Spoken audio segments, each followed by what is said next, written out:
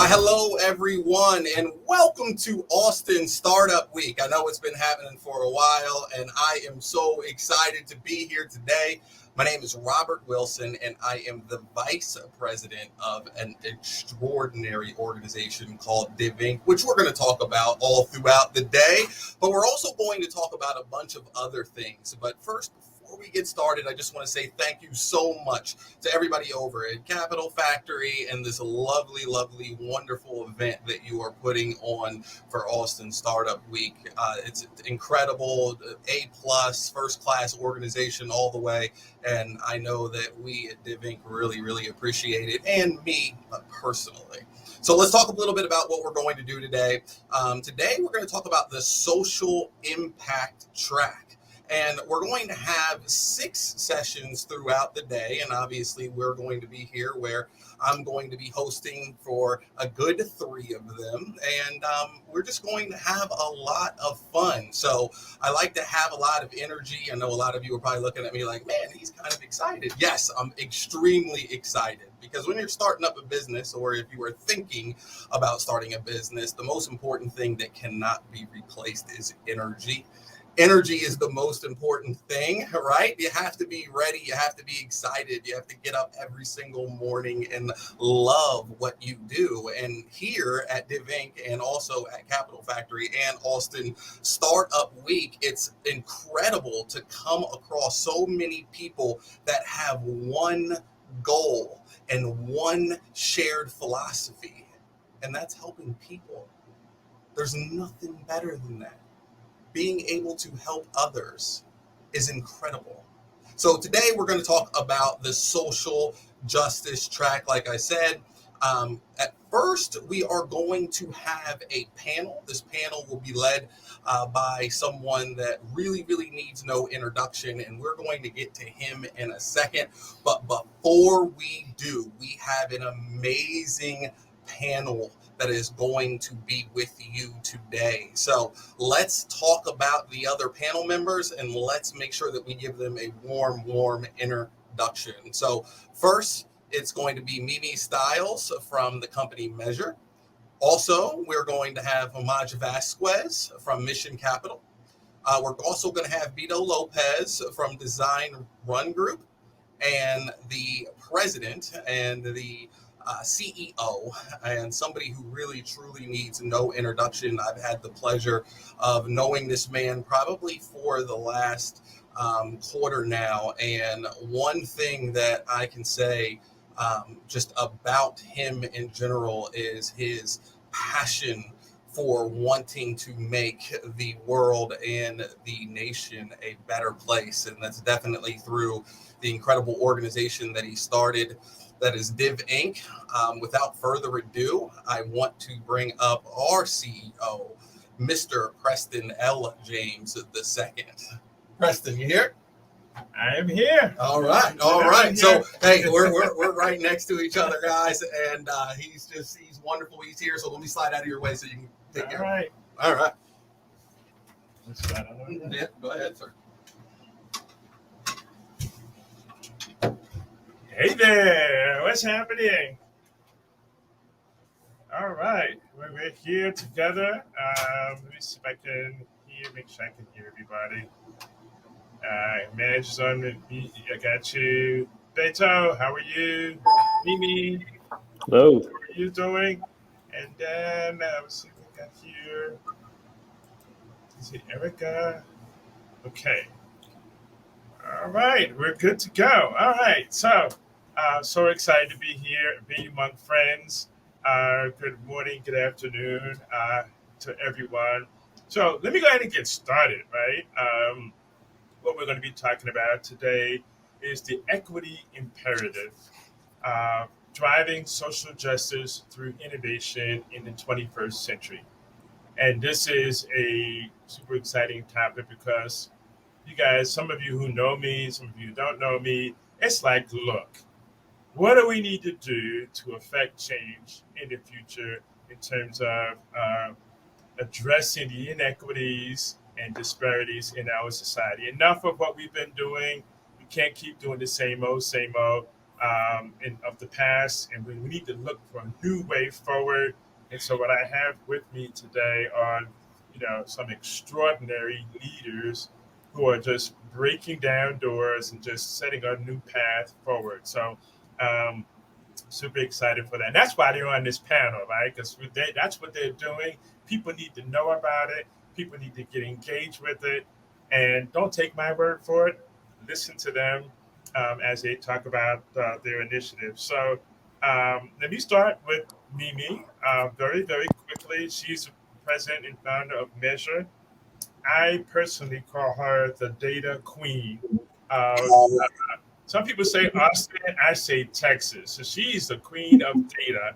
Um, and what they do is they solve the problem of equity through data access. And I'll tell you a little bit more about Measure.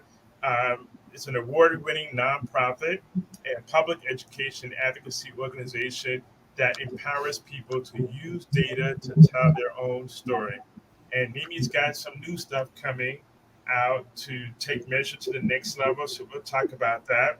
And then also, I want to congratulate her because she's the recent winner at the Massachusetts Institute of Technology, yes, MIT Solve program, which was basically identified as an anti-racist technology winner for her for Measure. So, congratulations, Mimi.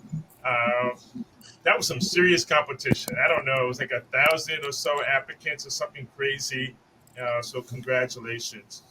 Next, my dear friend Madge, who is the Mission Capital CEO, and Mission Capital leads in the community. They solve the problem of community development and philanthropy and business consulting, and she does that through her leadership. She's doing that through an equity lens, and so we'll talk more about that. Madge has been tremendous, and she's got some new stuff coming as well, and we'll talk more about that.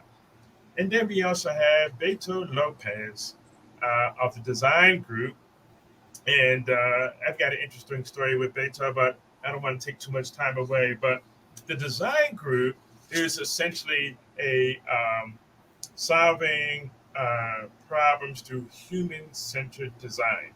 And I know some of y'all might be scratching your head like, what's human-centered design? What are you talking about? So we'll get Beto to give us all of that. All right, so that is the panel. Let's see, Erica. Close that. Okay, that is the panel, and we are going to get started with some questions. I'm going to try to keep my talking down so I don't have to talk, so we can hear them. Okay, so I'm going to start with the panel. Um, for some in the audience, they may not be clear, right, about when we talk about addressing racial inequity, and it's sort of misfocused, right? It's misfocused in terms of the efforts. There have been some good efforts, but they've been misfocused because they tend to address symptoms, not the core. And so, can you sort of clarify that sort of messaging in terms of, hey, we can do better by not, by getting to the core versus symptoms. So Beto, I see you shaking your head. You're like, yo, let's go. Let's Talk to go. me about what your perspective is on that. Like, what have we been doing in the past and what we need to be doing better in the future? Hey, Preston, thanks for having me, and Madge and me. Nice to see you on the forum, and everybody else who's here. Thanks for joining. Yeah, look, this is an important thing, and part of what I'm doing is addressing that in healthcare, and I know some of the folks here do it in other spaces, but for me, it's one that exists primarily in healthcare. And you can look back, almost 65 years ago to the quote Martin Luther King gave, which is, of all the forms of inequality, injustice in healthcare is the most shocking and inhumane. That was 1966, folks, and perhaps things haven't been any better than they are back then. It's still pretty dire in many respects. But specifically, look, I think what's conflated around racial inequity is that we sometimes aspire to simply representation, diverse representation, and that's needed, but it's entirely not sufficient. And we need inclusive offerings that really address the continuum of experiences that people who are underrepresented and marginalized often go through. And so what I've often found, I'm a person of color, I'm brown, and I'm the CEO of a company. That alone doesn't allow me to create inclusive offerings. We've got to find ways in which the breadth of experience from the people who are developing the offerings and the breadth of experience of the people we hope to serve can be folded into a process. And it just so happens that I look to a process called human-centered design, often confused with design thinking, but human-centered design are tools that allow us to gain empathy around that human experience on both sides of the equation, creating multidisciplinary teams that are diverse in nature. Their backgrounds of the people who not only have different degrees or disciplines, but have different upbringings, are brought together to address problems we're solving in the community that we need to uncover from people with very diverse experiences, not just your average person. If you talk to the average person, what you're going to get is a moderately healthy person. You won't get people who are challenged with either the social determinants or social drivers of health. You won't get people who have been discriminated against because of certain affiliations that they may have. And so those perspectives may never get it into the development process. And so for me, that is what's often confused, is that we just aspire to a simple representation model. Do you have people of color in your organization? And that almost in many ways has very little to do with, are you developing offerings which are inclusive of a diverse experience, a human experience out in the world? Yeah. I'll pause there because I can go on forever, as you know, Preston, but I know that Madge and Neem probably have tons of other things to comment about that. Yeah, thank you so much for that. And that'll sort of lead me to sort of like the next question. You could probably integrate your answer into that first question if you want to. So, Mimi, that, getting to that human-centered design, right? Often what I find is that we're not operating from a strong baseline of information. Like, what's the baseline we should be working from? And we don't have that baseline because we don't have the data. And so here comes, Azure and, Queen of Data, Mimi Styles, who's sort of breaking things down and providing this perspective that folks never had before. And so Mimi, talk to us more about, getting access to that insight through data and the importance of it in the work that not only you're doing, but the work that we need to do in the community. Thank you so much for that question. I think it's a great question, and I just wish that more people would ask it. And so first of all, at Measure, we provide free data and evaluation support to Black and Brown-led organizations. That's number one. So far, we've been able to provide a little over 2,800 hours of free data and evaluation support to organizations, especially here in Austin and also in California. And so, but the problem is, as you ask that question, which always kind of like takes me back and almost humbles me in the work, is the understanding that in all over the country, and in fact the world, it's kind of like we live in Black America, white America. We live in very different worlds. And in many cases, these different worlds that we live in, it's by design. This inequity that has been created has been by design. And that design is really institutional and structural racism. And so for me, as I think about data and as I think about the availability of data, the understanding of data, what's out there, what's not out there, I have to stop and center myself back in what am I fighting against, right? And like what I'm fighting against is actual institutional and structural racism. And then all of the things that come with that. And so that then results in what? Like the consequences of institutional racism then results in these big gaps, whether it's educational justice and the amount of Black girls sometimes 10 to 11 times more likely than white girls to be suspended in school, or maybe economic justice, where we see, Black people, the unemployment rate being 16.8% during that last Great Recession, while the white population experiences 9%. Just insane data that in many cases also, though, those gaps are not even completely understood, because we know that there are so many people of color that are just not being counted, right? Yeah. And so we're still working to understand the incredible problem of the gaps that are out there when it comes to institutional racism and the intersection of the availability of data. And that's really where Measure is kind of, focusing our work in, is saying, okay, we don't know, we don't have all the answers, but what we do know is that, and what we're experts in, is our experience. And so how do we bring the qualitative data that we do know and pair that up with the quantitative data that we do know, and pair that up with the qualitative data, the lived experience data, the interpersonal phenomenological data, the information that draws from our experiences and who we are, how we show up in the community every single day, because that's credible and viable. And how do we bring that together to tell the story? And how do we ensure that our institutions that are set up to create, a better world for us, listen and use that information to make change? Yeah. And that's, I kind of got chills as you were, just sort of talking about, and the chills came when I think about the power of that data and that insight and that information, combined with uncovering the experiences that Beethoven talked about. When we put that together, we can see the problem more clearly and then go and address that at the core, which is what we're talking about, right? So Madge, I'm going to come to you.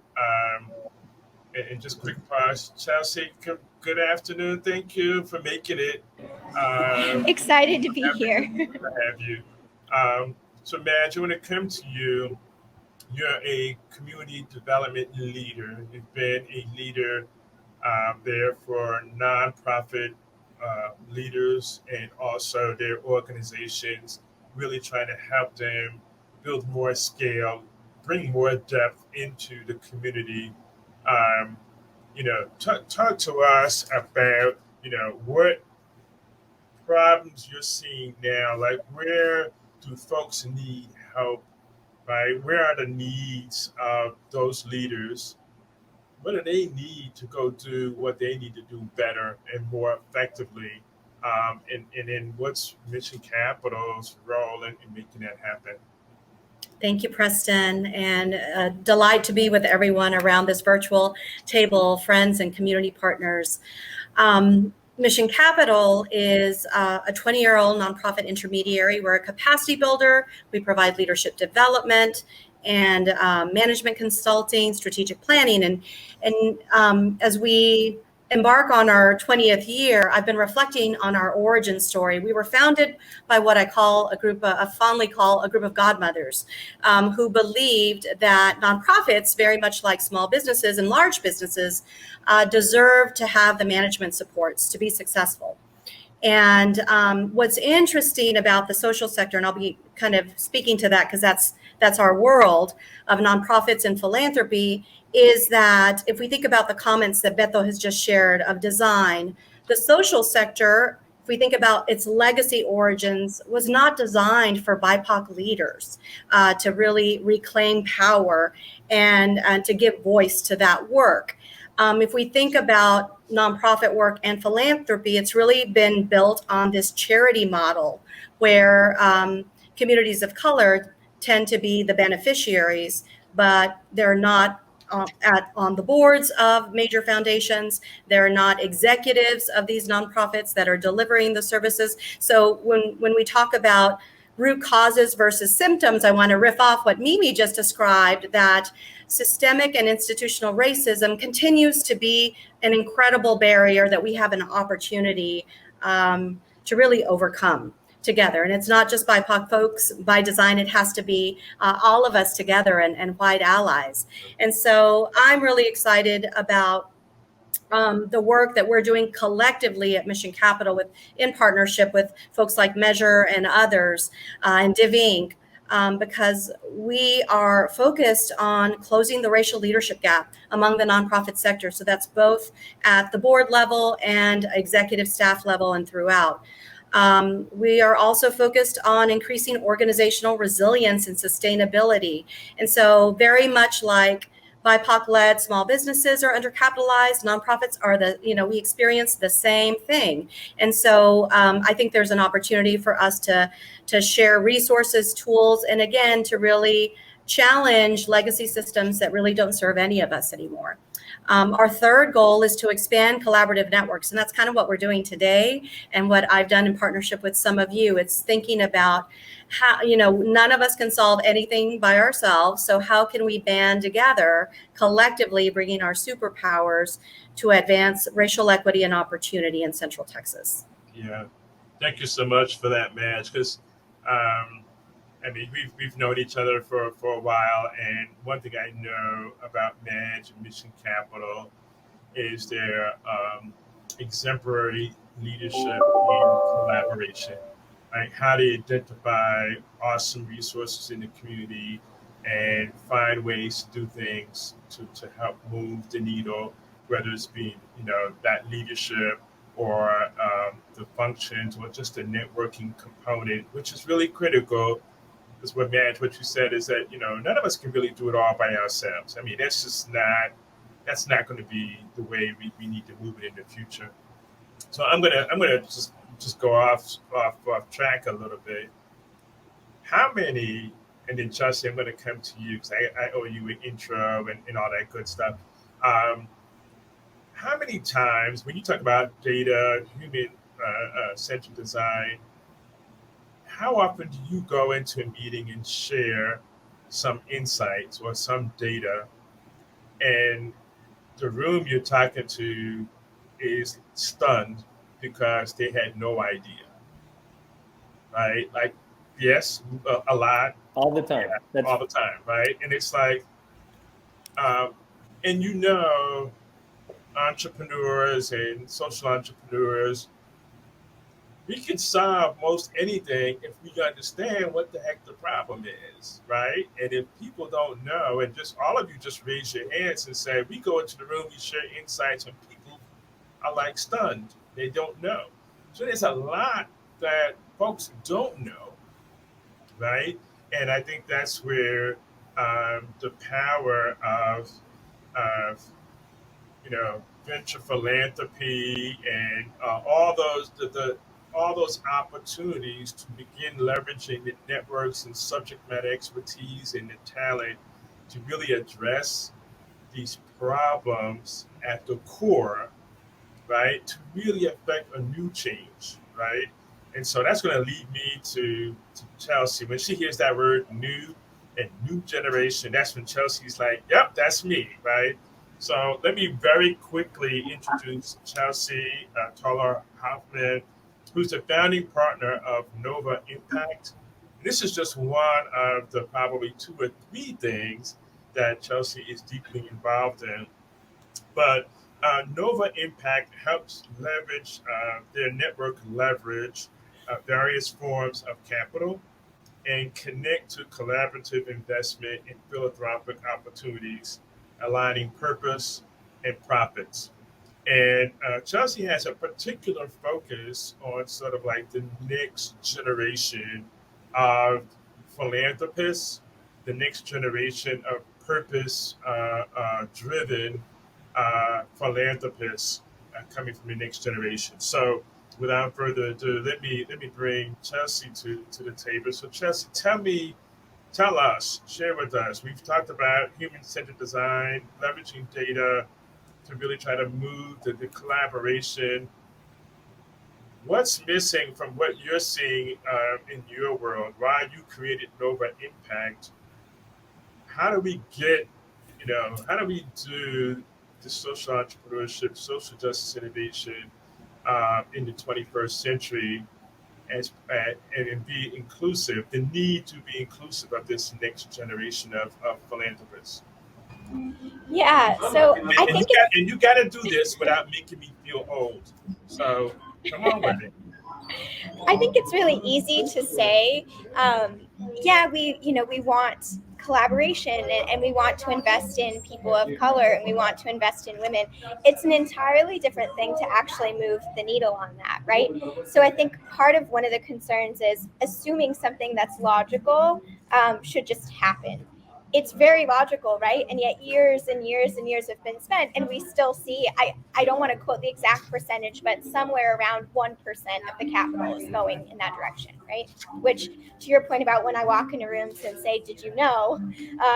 A lot of times it's shocking, right? Even though we should all theoretically know this information. So part of what I'm really passionate about is giving next gen the mentors that they need, the spaces that they need, the education that they need. There's a great group we work with called Left Tackle Capital, and it's a fund of funds, but their entire investment is in really training women and people of color on venture and fund management. And I just think that's a really tangible example of how we move the needle. But in terms of collaboration, my main point is we have to stop operating out of fear and start operating out of hope. So we need to come not from a scarcity place, but from a place of cherishing one another, supporting one another, moving this needle together. And when we do that, we're going to change the world. Yeah, absolutely, absolutely, and I love that approach. I love the insight of I mean, we have that same mission, right? This burning need to really move the needle. I personally, I have 4 children, and I tell my team, I'll be damned if my 4 children are dealing with the same exact stuff 50 years from now. I'll be damned, right? And so we are at this really, I think, really critical moment where we can actually sort of like step up and demonstrate how to do things differently, not just for the sake of doing it differently, but as you say, move the needle with some new approaches. All right, so I'm going to keep going. I'm going to keep going. Beto, I'm coming back to you, and then we can all sort of kind of chime in. Um, we know that the act of research can, basically bring some bias into the data. And I know maybe you have some insight on this too. Um, how do we remove the bias in this research? And these researchers are coming in with some real credible stuff, right? But there's some bias in there. How do we remove that? How do we get past that so we can really see what's at under the covers there? That's a great question. And I'll start by kind of articulating something that has been important to me in this journey, which is that I'm kind of a systems designer, a systems thinker, though my background is in product and service design. So I've always kind of realized a world that's very interconnected. And something that I knew going into this space was that the business of healthcare has very little to do with the science of medicine, at least for me in the stuff that we do. And what's important about that is that we not only needed to create at Design Run Group an ecosystem approach, which is we created a venture studio which builds new companies, we created a fund, and we created a nonprofit, all of which have to synergistically work with one another because they don't actually serve one of the bigger challenges that we have, which is getting innovation to people in vulnerable communities. Because of that dichotomy, and there's false dichotomies everywhere. And so one of the false dichotomies you point out, Preston, is that for us, the opposite of vulnerability is not affluency. The opposite of vulnerable is being resilient. And when you start to unpack how research begins to unveil the kinds of false dichotomies that we hold true without even knowing that that's how we describe and create frameworks around, then what we're left to do is make sure that two things happen. And I described this really early on, which is that in the human-centered design process, it's rooted around understanding the needs of people you hope to serve, and never to pivot away from that just because there's a better market somewhere else and I could take my product and get more money somewhere else. You start and end with the needs of the people that you hope to serve. But around that, you wrap a multidisciplinary team who has various experiences, diverse experiences. And on the other side, you've got to go search for people with diverse experiences, not just the average person. And that is a really hard challenge, but also a bit of a black art. There's no real, in many ways, there's no real regiments or recipes to ensure that you've created a very diverse set of customer stakeholder interviews. What you need to do is understand the conditions and the constraints around the problem you're solving and say, is this person that you're interviewing, does that person have a story to tell that's going to be different at the fringes, perhaps, of what everybody else experiences? What you do when you get enough people that represent that breadth of what one might find in a marketplace or in that industry that the product is serving, is that you start to find patterns. And pattern finding is the single best way in which we can limit bias. Because if you can create patterns between people with very diverse experiences, which point to root needs that they're each expressing in their own way, that pattern finding helps you eliminate the inherent bias that you might think your process or your teams have. Yeah. Now, it's not the only thing you do, and I know that you can, in Mimi's work, do many things to avail insights that help you even uncover biases that you might not even see in those ways. Right. Institutional biases, which are systemic to the ways in which different flows, cash, knowledge, all that stuff happen. Those are meta. I'm just talking about needs, right? And so for me, a really important part about research is not to ever seek research as a way to that's going to, asking people to tell you the answer. That's not what human-centered design does. That's not what anyone should aspire to do. It's you should aspire to understand what are their frictions, what are their pain points, not just to have them in many ways express to you what answer that they would love to have that they don't have today. Yeah. And so I love that approach. And I think that's something, back to what you were saying is, as leaders, as even people who want to be engaged, be asking those questions, right? About, what are the actual needs? What are the experiences? What's happening?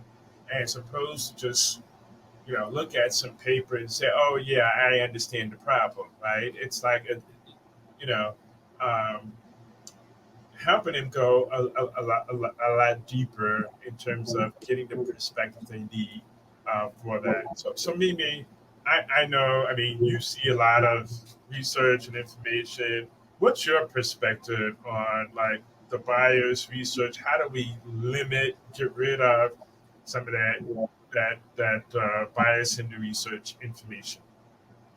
Yeah, I think the first step is just to recognize that you have biases, that it's a human thing to have biases.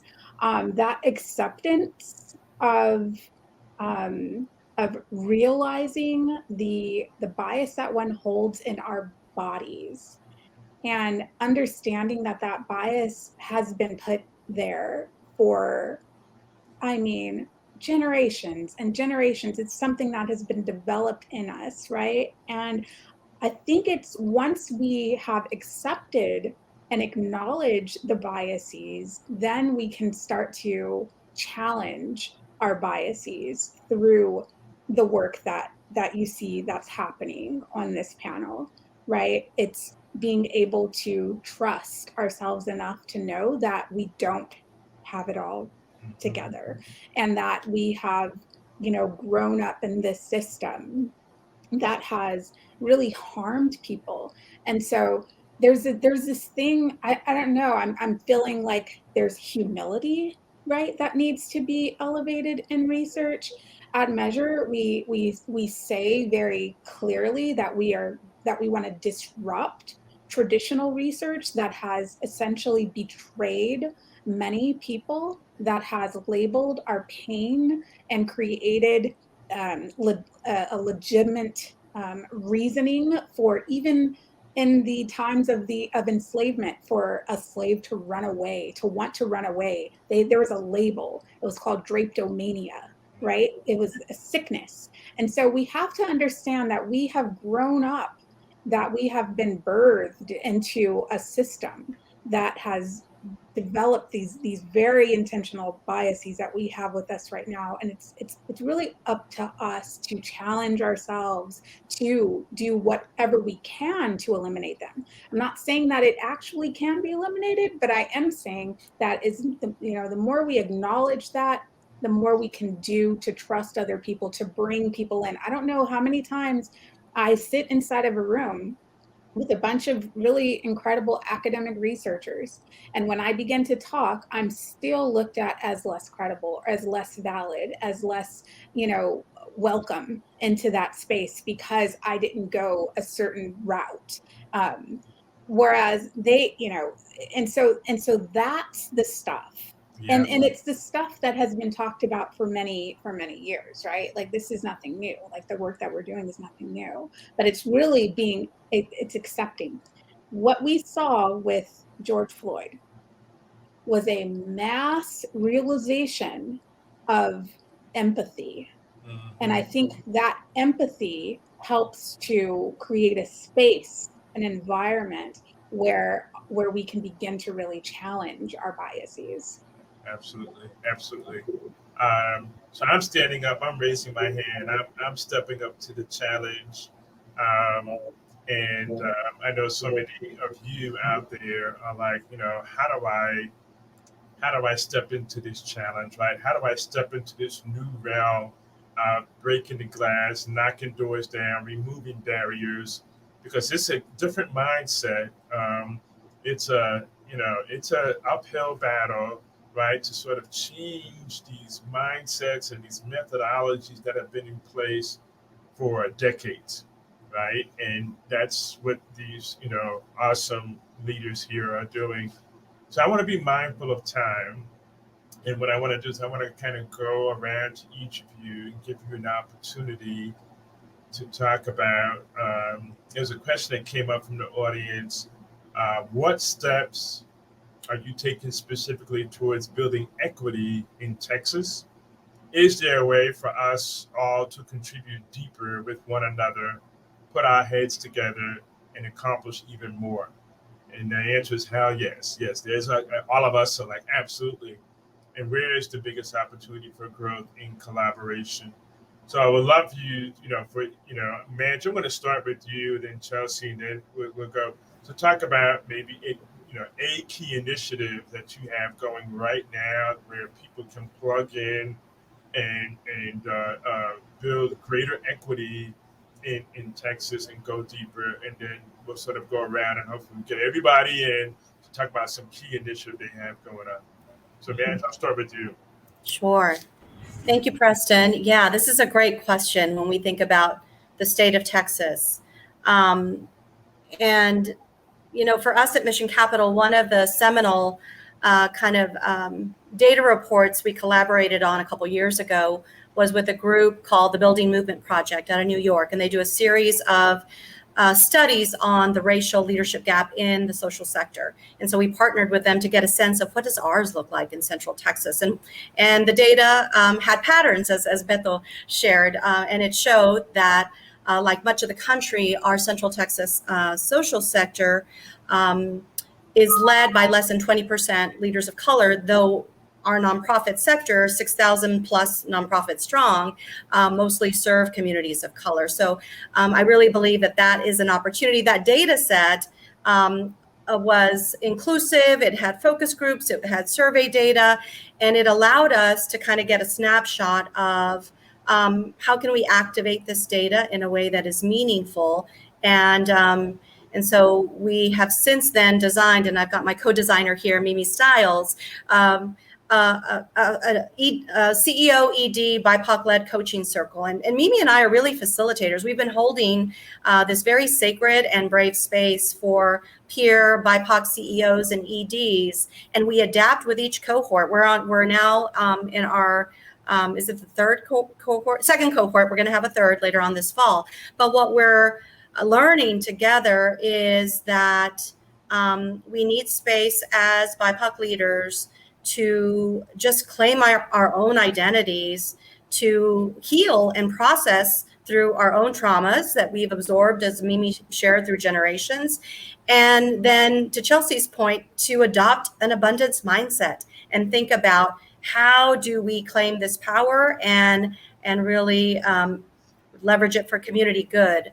So going back to the state of Texas, we are a hot mess, y'all. Like, now is the moment. This is the moment to seize. When we think about voter suppression in Texas, we think about the siege on women's health and women and civil rights. We look at the just horrible treatment of immigrants and migrants in our state. And we're still trying to figure out how, what are the impacts of this triple pandemic that's COVID-19, that's economic instability, and still national racial reckoning and racial reckoning in Texas, despite the demographics. So I feel like we've got our work cut out for us in Texas, and am eager to be part of the solution along with many collaborators. Awesome. So Madge, if you could, how does somebody sign up for that? Or, if you could put that in there. Yeah. Because I know that's something, even as a leader at DivInc, it's, it can get lonely out there, and you need that safe space just to sort of, just be. So definitely appreciate that.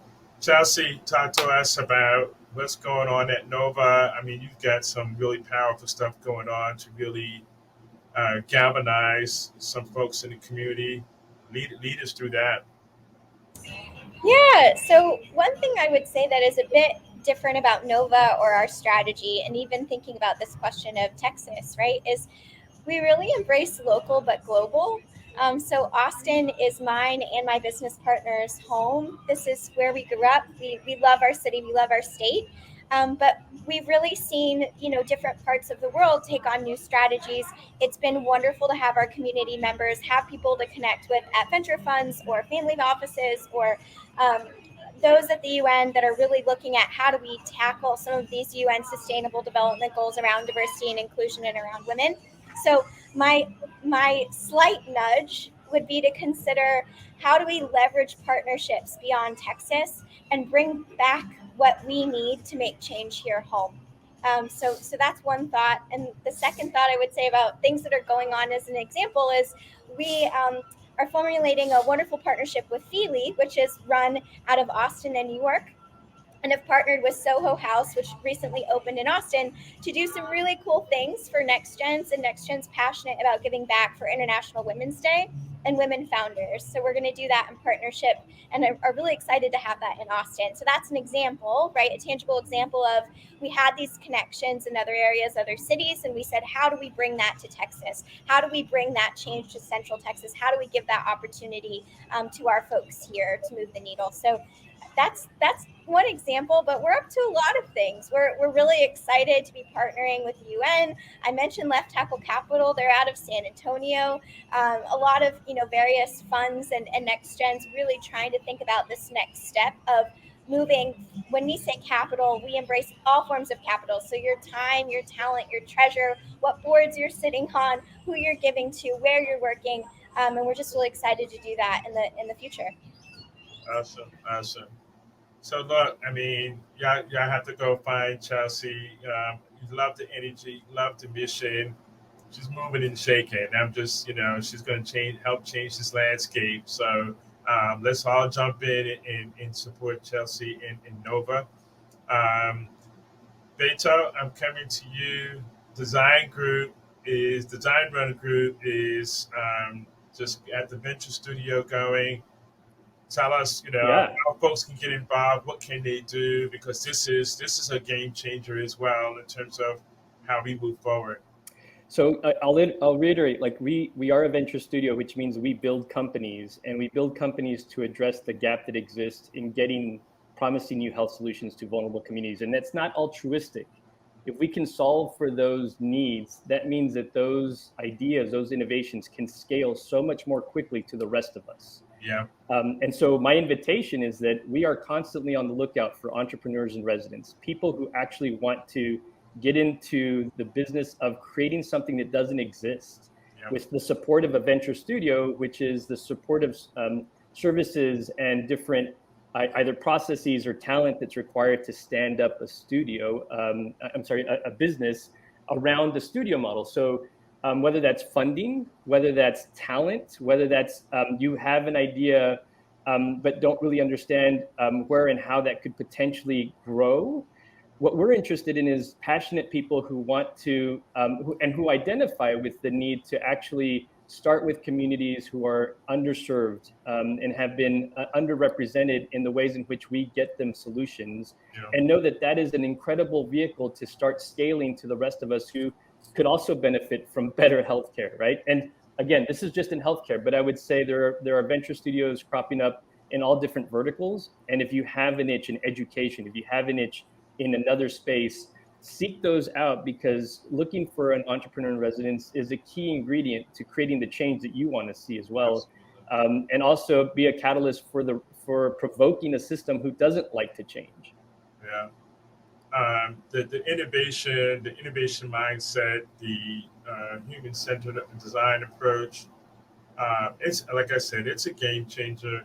And I've been sitting here thinking, like, okay, how I'm going to partner with Mission Capital and Nova, and so I'm all good. I got my plan. So, but of course, so I'll put my email there, Preston, and if someone wants to reach out because they're interested in being an entrepreneur in residence, reach out.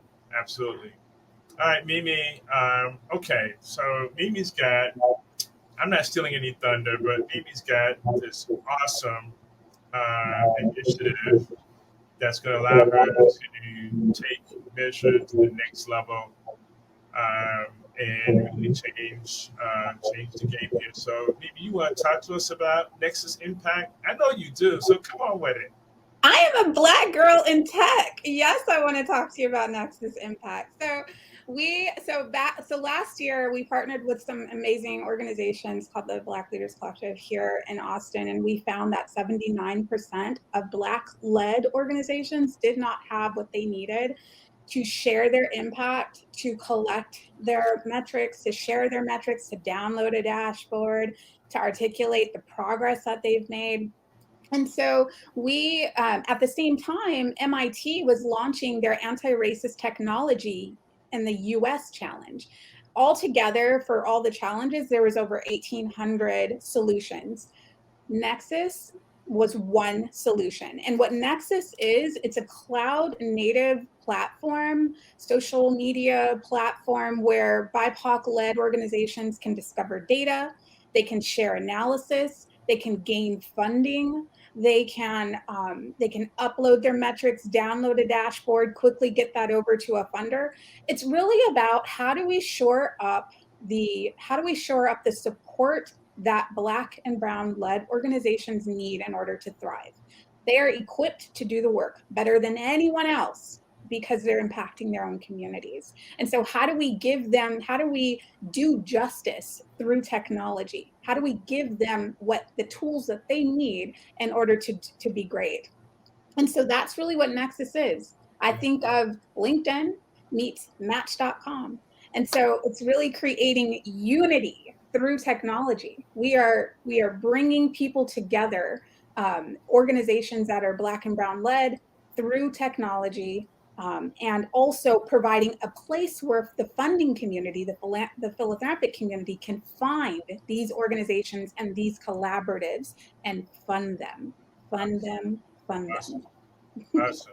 And you heard it from the queen of data, y'all. That's what I'm talking about. I know what I'm talking about, right? But hey, I know we probably have 1 or 2 minutes.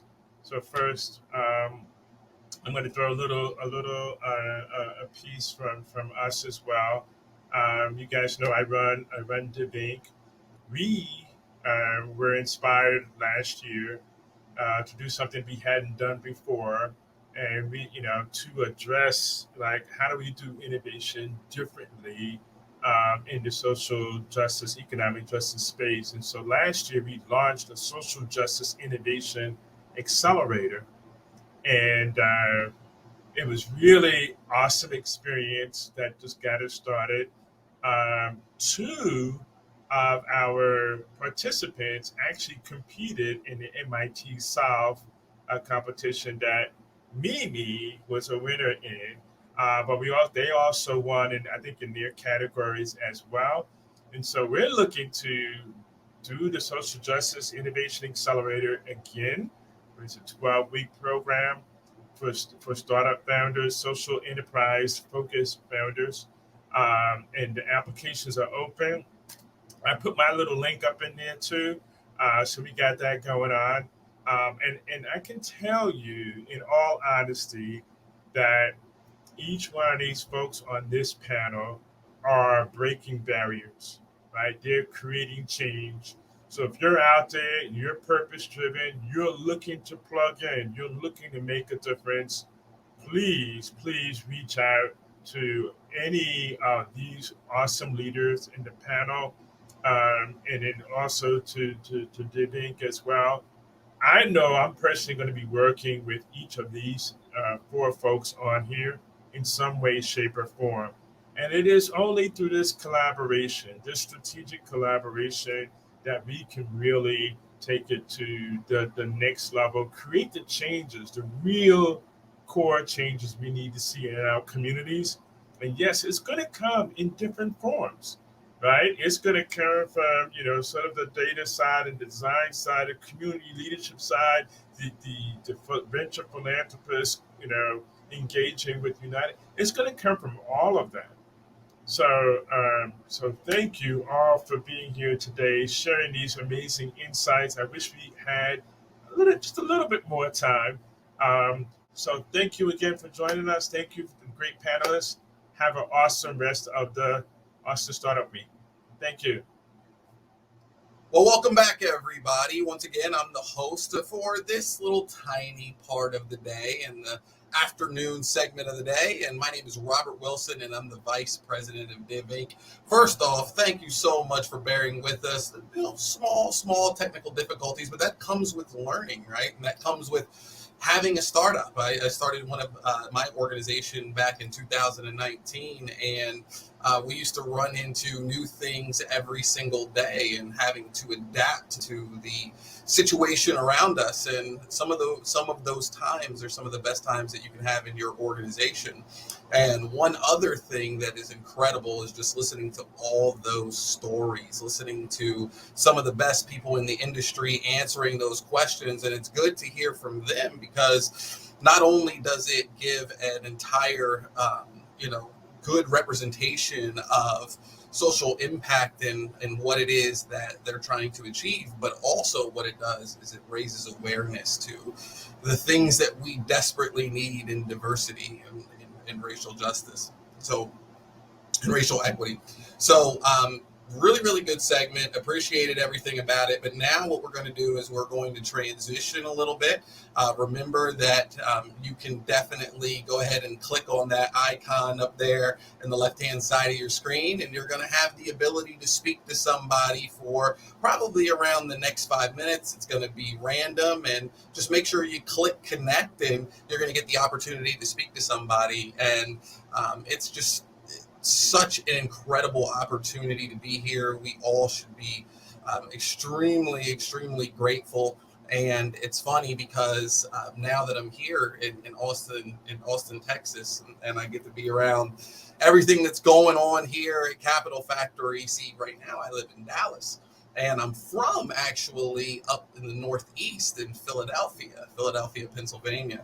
And it's incredible just to actually get around the different cultures and the different people and the different ethnicities, even based upon region in the United States. And it just felt good coming down here today and getting to interact with people. I think we forget sometimes just how wonderful of a blessing it is to actually just get to interact with people, and all here to do one thing, and that is help others. So we're going to take about a 10-minute break, and we're going to come back for our next session, and it's going to be want to raise funds for your impact startup. So we're going to go over that, and we're going to take a quick break. So thank you.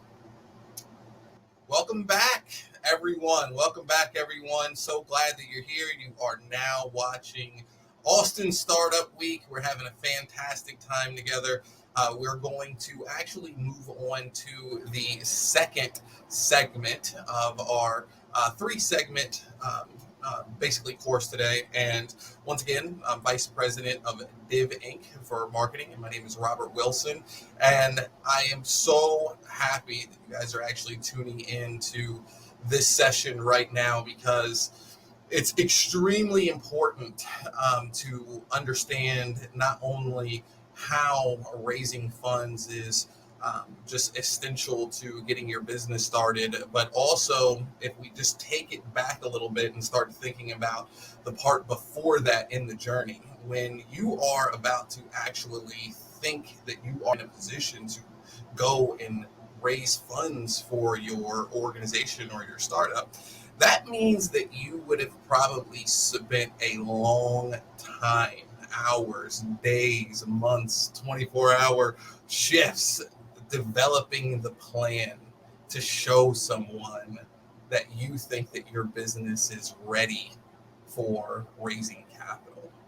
And that's an extremely special place to be in. That doesn't just mean that you have a quick idea, but you've actually done a lot more research, and that this is something that you are potentially thinking you want to spend your time. Because at the end of the day, time is the most valuable thing that we can have. So I don't know two other individuals that would be better at explaining this to you and going over these things for this segment. Definitely please welcome our next two speakers, Bart Bond from UT of Austin, and then also Bob Bridge from Swan Impact Network. Thank you guys so much for joining, and talk to you soon. Robert, thank you for that kind introduction. Div Inc. is a wonderful organization that our angel network is proud to provide as much support as we can. So Bart and I are going to introduce ourselves briefly on the next slide, but I'm just saying for both of us, Bart, my good friend Bart, that we're very pleased to be here today. And we hope that we can answer all your questions at the end of the presentation. So please, put those in the chat, or however you do that with this process. So, want to raise funds for your impact startup. Robert said nicely the problem there. Just by way of context, our angel network gets around 200 applicants per year, and we fund about 8, maybe 10. So, that may help you to be motivated to listen to some of the tips we give you here. So, Bart, why don't you introduce yourself? Great. Thanks, Bob. And again, I'm excited to be here to talk about this. I've been in the startup community for the last 15 years, mostly anchored at University of Texas in its Austin Technology Incubator, which supports startups from both the university and the ecosystem. I currently run its summer Accelerator program as well. On the environmental impact side, I work with a nonprofit in Austin called Pecan Street, which creates data sets to unlock pathways to climate change solutions. And in particular, I'm focusing on soil carbon sequestration there. Also in the director of the Tarmac, which is this time around a green workforce accelerator program partnered with Civilian Conservation Corps program, for which we also partner with Div Inc. on. So it's fantastic to see all of us working together. I'll pause there and hand it back to you, Bob. Thank you, Bart. And I spent 30 years in tech startups here in Austin, mainly semiconductors, where the first product sample took $20 million in 2.5 years to produce, maybe 3 years. But wasn't going to try to do that again. So rather than found another startup or start another startup, I created this angel network In 2016, we started operating with 7 angels. The first year we invested $600,000. This year, so far, with 85 angels, we've invested about $3.5 million in impact startups.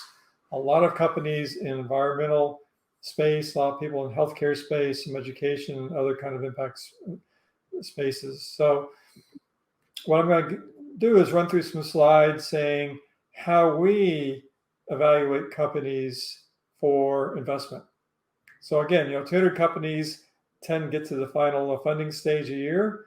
So, this hopefully will be helpful to you. So I may be preaching to the choir here, but, briefly the timeline is that, when the company is created, typically angels come in this, after a year or so, maybe 2 years in, to give their first real money. And our network is often the first institutional investor in a startup at the pre-seed level. And then, a few years later, as the company grows, venture capital comes in, and that's maybe in years 3 to 5 of the company life cycle. And in years 7 or 10, there's an exit. You get acquired or you do an IPO. I think most impact companies that we see are likely to be acquired through an M&A event. So here's how angels think about investing. Let's say we make 10 investments about the same size. We know that half of these companies are going to fail. We'd expect that. We do the best we can to select the best companies, but half of them will fail. And we hope that one of the 10 will make a big return so that we get a total return on our entire investment. So what does that tell you about how we think about companies? We're always trying to assess the risk of the company being successful. And we use our best judgment, we use our experience, but we're often wrong. It's a tough thing to do to create a successful startup. So as an impact investor, there's 2 things we care about. One is that we want you to get profitable. We're not doing this for charity, as investors. We would like to make a return. We'd like to have someone in our portfolio make a big exit and give us our money back.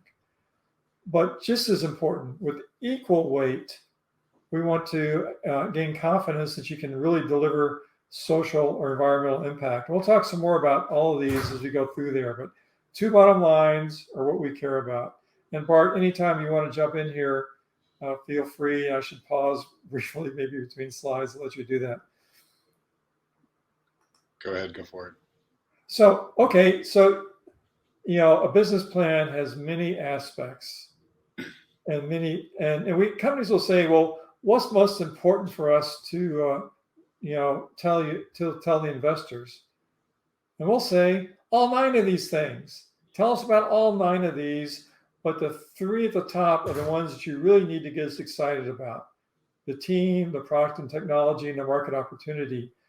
All 9 are important, but early stage, we want to be really excited about that top row. And then we want you to not have stupid answers on the other 6. We want you to have some confident answers. And we understand that you may not have all this fully thought out, but you have to understand the questions you need to answer in those other 6 and have some reasonable answers when we have discussions.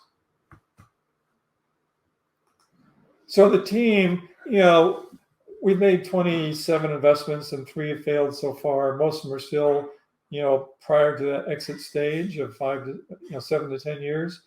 2 of the 3 that failed had team issues.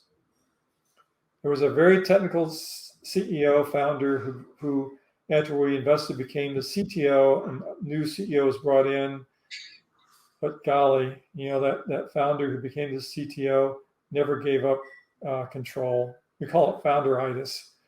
So, we look for CEOs that have emotional maturity. Hey, Steve Jobs was highly successful at Apple, right? But his mindset was, do it my way because I know what the world needs. We rarely invest in that kind of personality. We want someone who's open and coachable and humble and always learning. These startups are hard. The environment's always changing, so you need to be constantly learning from your customers, from your competitors, from the marketplace, from your team members. And then, having prior startup experience is great.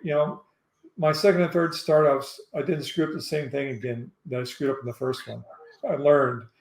And so that's really helpful. And then having domain knowledge, sometimes we see someone straight out of school who may have experience with Instagram and Sixth Street, but doesn't know the market they're going into well. And that really makes it harder to be successful.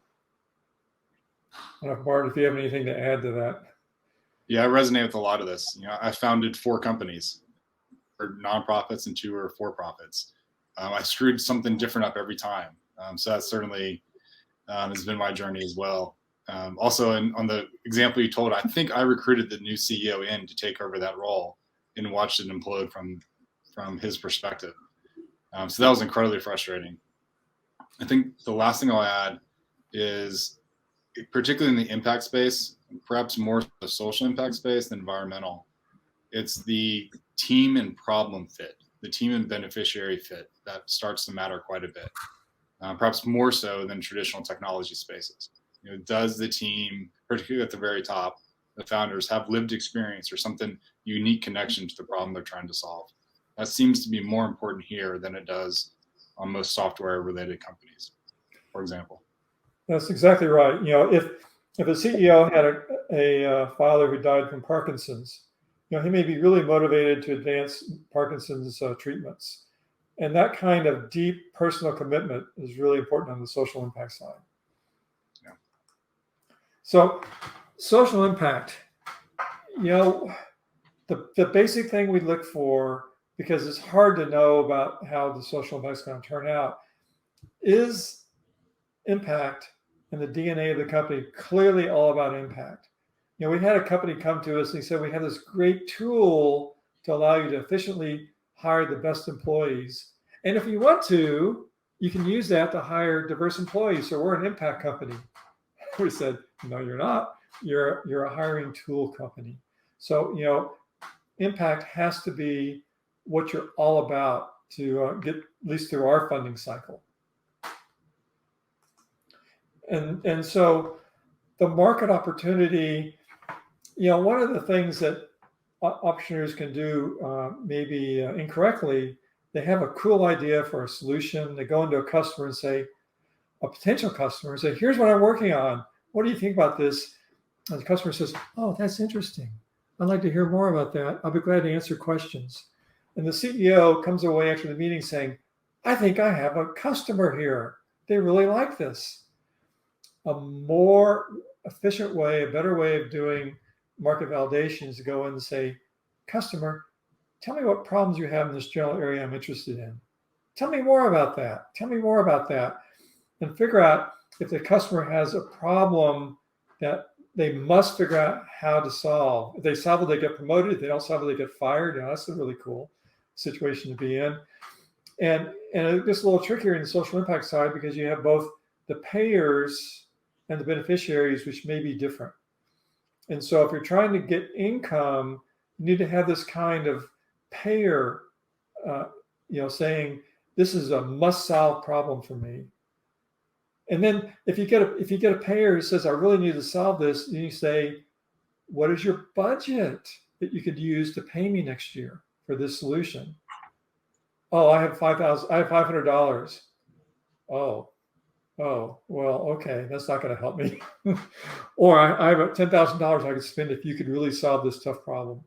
And so you have enough of those payers who are saying that it's a must-solve problem and a big enough amount of money available to pay for the solution. Now you have a market opportunity. All that said, it was kind of like a pre-revenue company, and early revenue is also a strong validator. I don't know if you have any thoughts on that, Bart. That works well. So product and technology, is the product ready? Is it differentiated? Does it meet customers' needs? Seems pretty obvious. If it's a hardware company, do you have a supply chain in place to manufacture this? We look at that too, and we really want products which are unique, provide unique benefits, really uniquely meet customer needs. Any thoughts there, Bart? Yeah, just the customer needs. You said this before. Is it one of their top 3 problems? Are they absolutely hair on fire trying to figure this out? And making sure you match that level of urgency you need with your product is absolutely critical. Yeah, if you go in and talk to a potential customer and it's supposed to be a 30-minute meeting and it goes for an hour and a half, that's a good indicator. Yeah. So competitive advantage. Okay, here's the scenario, right? We're investing in an early stage company. It's going to take 7 to 10 years for us to get our money back. So please tell us that, okay, let's back up a moment. You've gone in, you've discovered that the customers really have this tough problem. It's urgent, your top 3. You have a unique solution. The customers are so excited about it. And so you roll out your SaaS product or whatever it is.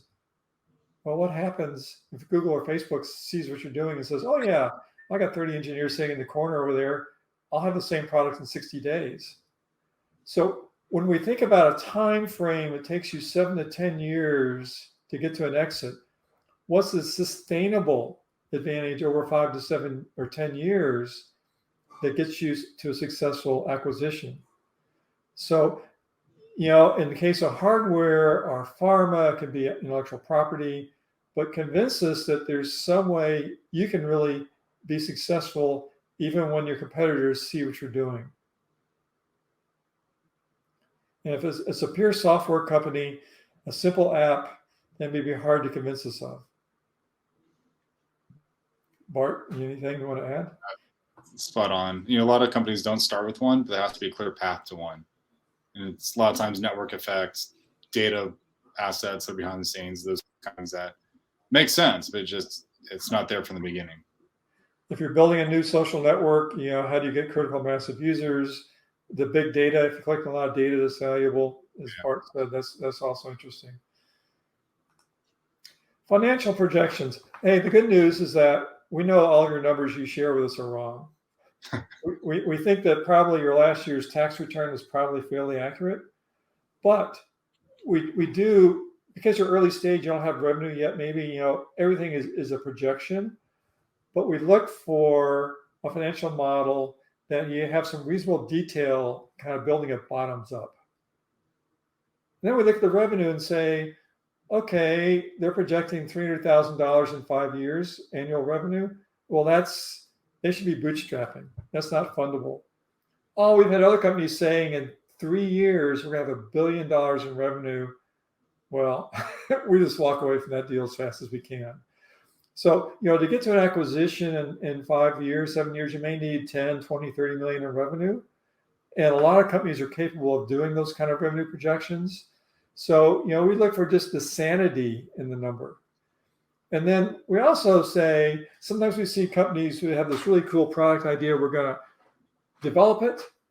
And then we don't need to do any more development because the product's out there, it's going to sell itself.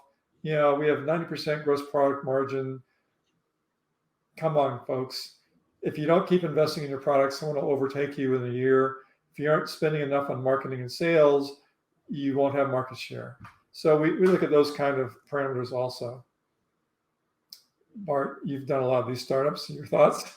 Yeah, usually when someone comes to pitch me to get into one of my programs, the 5-year table, that's just trash. I really want to know the 3 or 4 assumptions that went into it. Most things are just extrapolating math in Excel.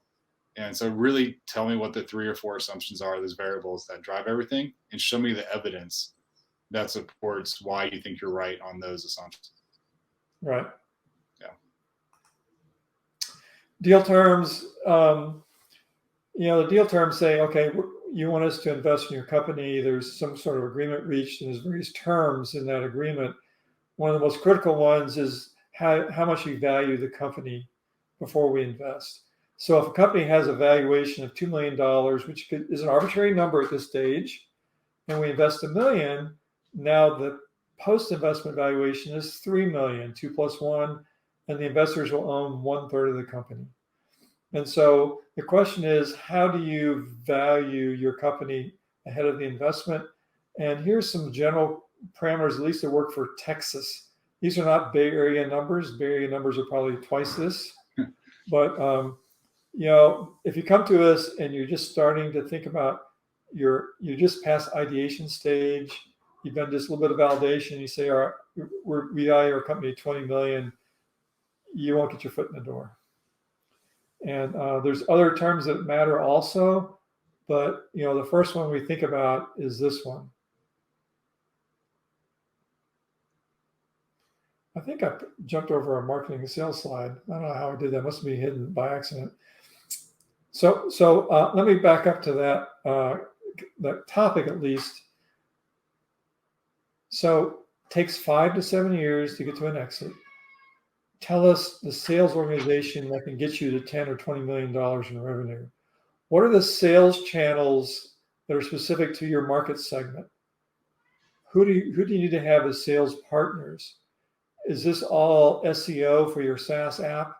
Is it you need to have these big distributors on your side? Sometimes the CEO say, hey, I know how to sell this. I have all my old work associates. I know how to approach. That's not scalable. That's not a scalable model.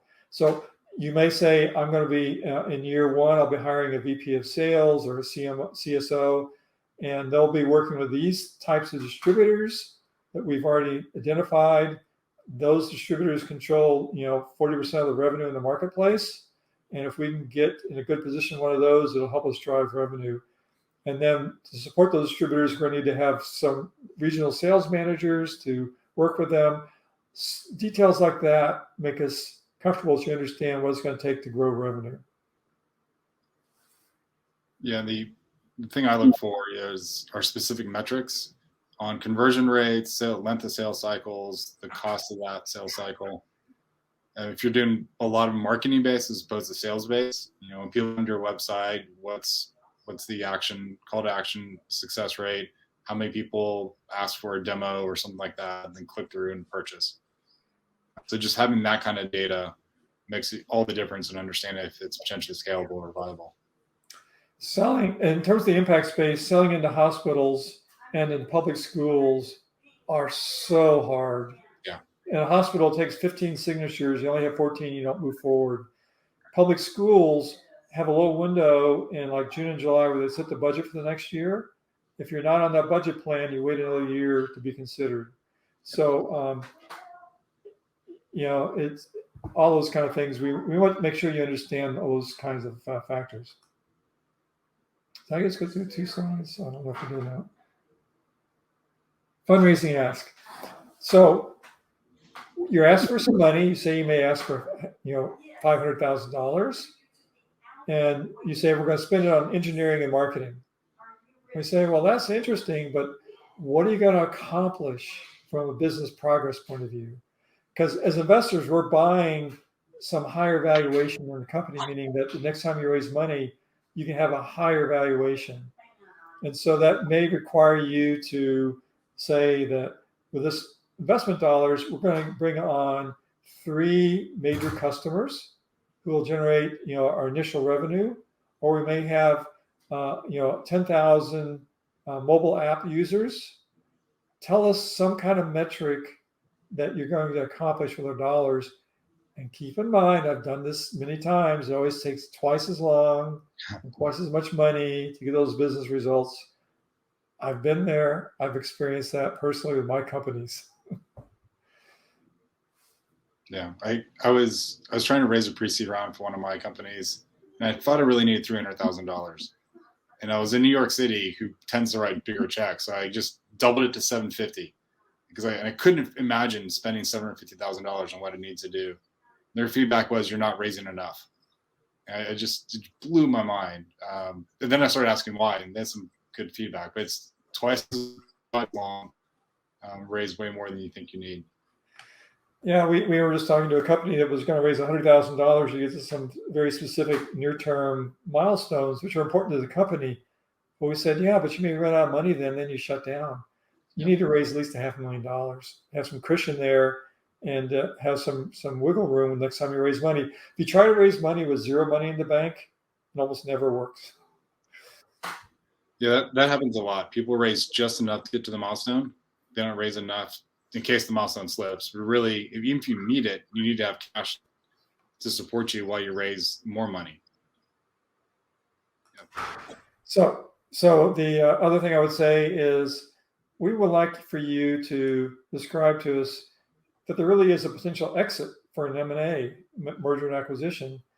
So show us some examples from your close market segment or similar market segments where people are doing acquisitions.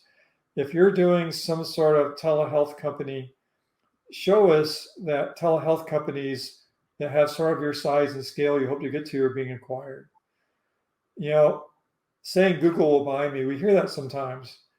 Well, show that Google is making acquisitions of a company of your type. And what's really cool, some of the more sophisticated, experienced CEOs will say, yeah, we're already in discussions with some of those potential acquirers because we're trying to figure out if there's some sales strategies we can do together or licensing deals. Because it takes 2 or 3 years to build those relationships to get acquired. And so, yeah, getting started early is really helpful in terms of giving investors confidence that you know what you're doing, you can pull that off. Perfect. Oh, I keep going 2 slides at a time. Why is I doing that? So my final slide before we go to Bart's slide is that, hey, this is hard. It's hard to raise money. It feels like 1 step forward and 2 steps back. One day, oh, I got an investor interested. This is really cool. I think we'll raise, $200K from that investor. And 2 days later, you find out they're not interested. And so there's it's an emotional roller coaster. You need to enjoy the hunt. You need to enjoy the excitement. You need to, be comfortable with being in a sort of a uncertain world. And it's interesting.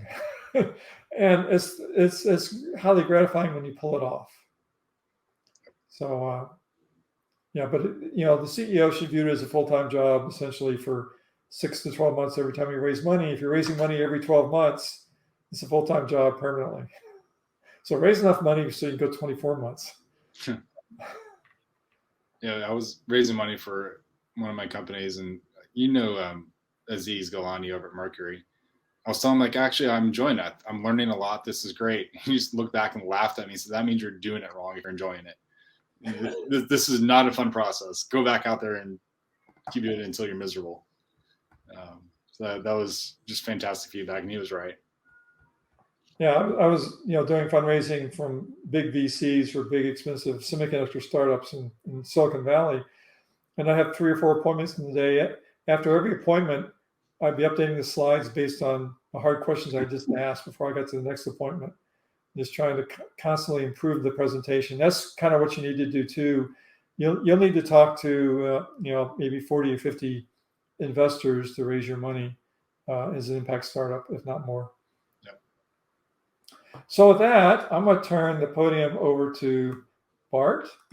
And I hope I don't jump through 2 slides at a time like I was doing earlier. So appreciate it. And so for this, I just wanted to share a bunch of data about the climate tech space because it's exploding. It's kind of one of the super hot, sexy things right now. And so feel free to ask questions about it at the end. So a couple things. First of all, I'm really excited to see that the funding is now matching all the different sectors that are causing the problems. It used to be funding for solar or clean tech. That's only a portion of the climate change sources. So here you can kind of see all the different emissions from greenhouse, just one way to think about climate impact. And you're starting to see deals happen everywhere. Ag tech is probably the hottest sector the last 3 years, which is great because it's been underinvested in for a long time. So this is encouraging. Go to the next one. And LPs, more importantly, limited partners who back all the venture capital funds, they are starting to fund more and more funds themselves. And that's a really big sea change. After the 2008 collapse of clean tech on the solar side, clean tech side, it took a long time for LPs to come back. They're coming back in big ways.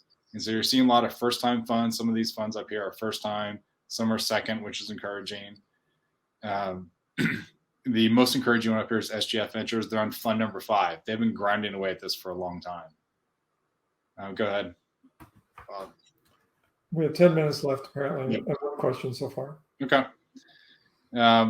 Where is it going? Obviously, the big dollars, you can see the massive growth rate and money going into climate tech in general. It's always weighted towards the later stage where you put $50, $100 million in per round, particularly in climate, because you actually have to deal with atoms. It's not electrons.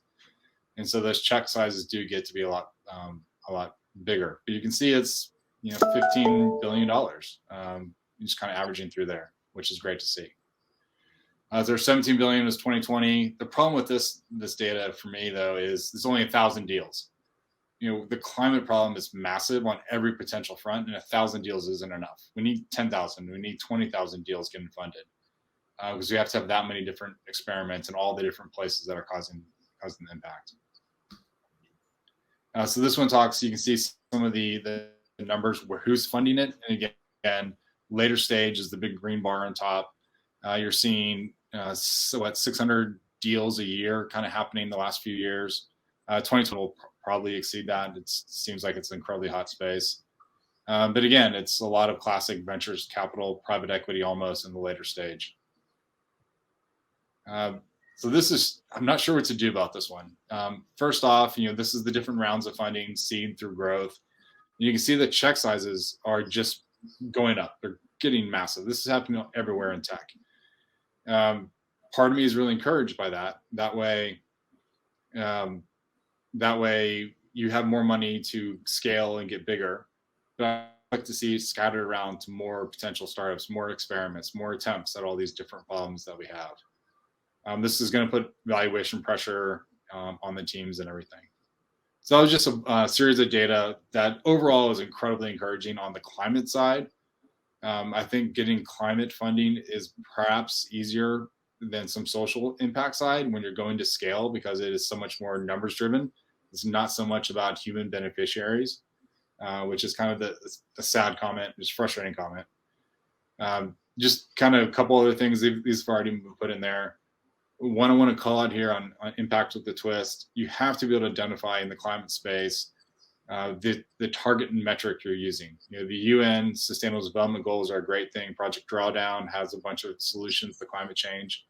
You have to be able to show a direct relationship of dollars in to moving the needle on whatever that metric is. That's an absolute requirement if you're going to go after some of these big funds. On the carbon side, kind of the minimum amount you need to be able to credibly claim to impact is 0.5 gigaton for a lot of funds. Breakthrough Energy, Prime, Coalition are two of the ones that are most prominent in that number. Breakthrough Energy is Bill Gates' fund. So big money's going in if you can prove you can have that scale of impact. So I'll pause there. I know we have a question. There may be more that comes in. The last thing, obligatory plug, Swan, Tarmac, Div Inc., Blue Sky Partners, Bloom Communications, Austin Technology Incubator, all these organizations that are around different aspects of social impact, environmental impact, startups in Austin, hosting the happy hour for the Austin Startup Week tonight at Andy's Day and Night. Please come out, meet us, meet all your peers who are doing incredible work impacting our community, impacting our climate. We'd love to meet more of you and help you with your journey. There was one question about ESG, which is environmental, social, and governance.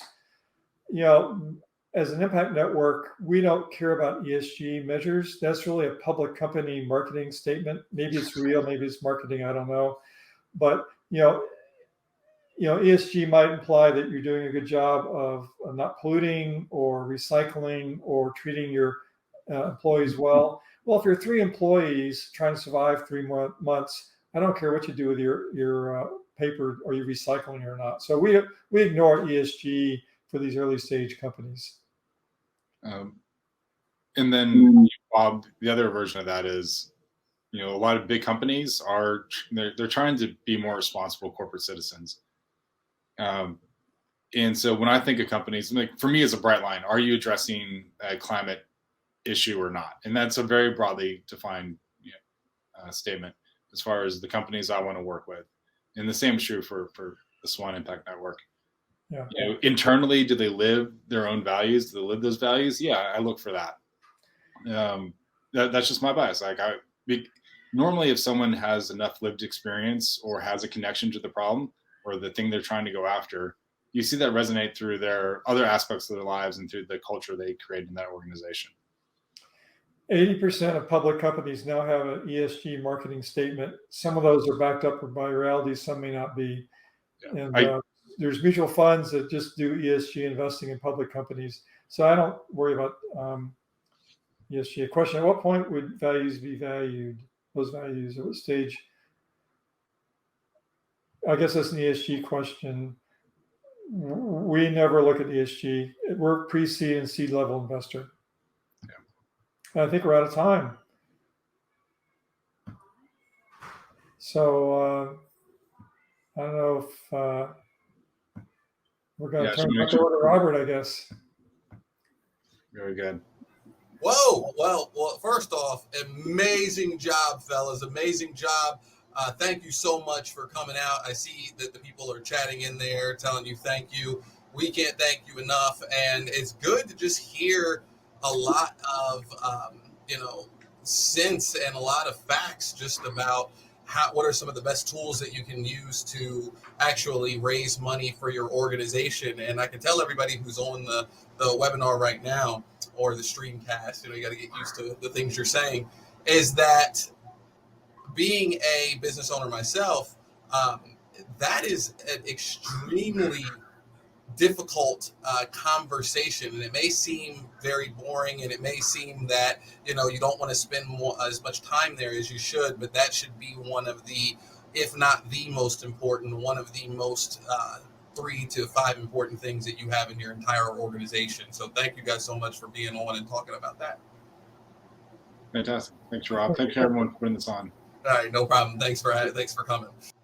Well, hello, everyone. Welcome back to Austin Startup Week, and we are having a blast. Thank goodness we only have 8 more hours to go. No, I'm joking. We have one more segment, and then we're going to head out to happy hour. Remember, again, that's at Ani's right after the event, and you're going to get the chance to mix and socialize and network, because that's what we want to do as people. We want to network, we want to bond, and we want to create friendships and also be on the same page.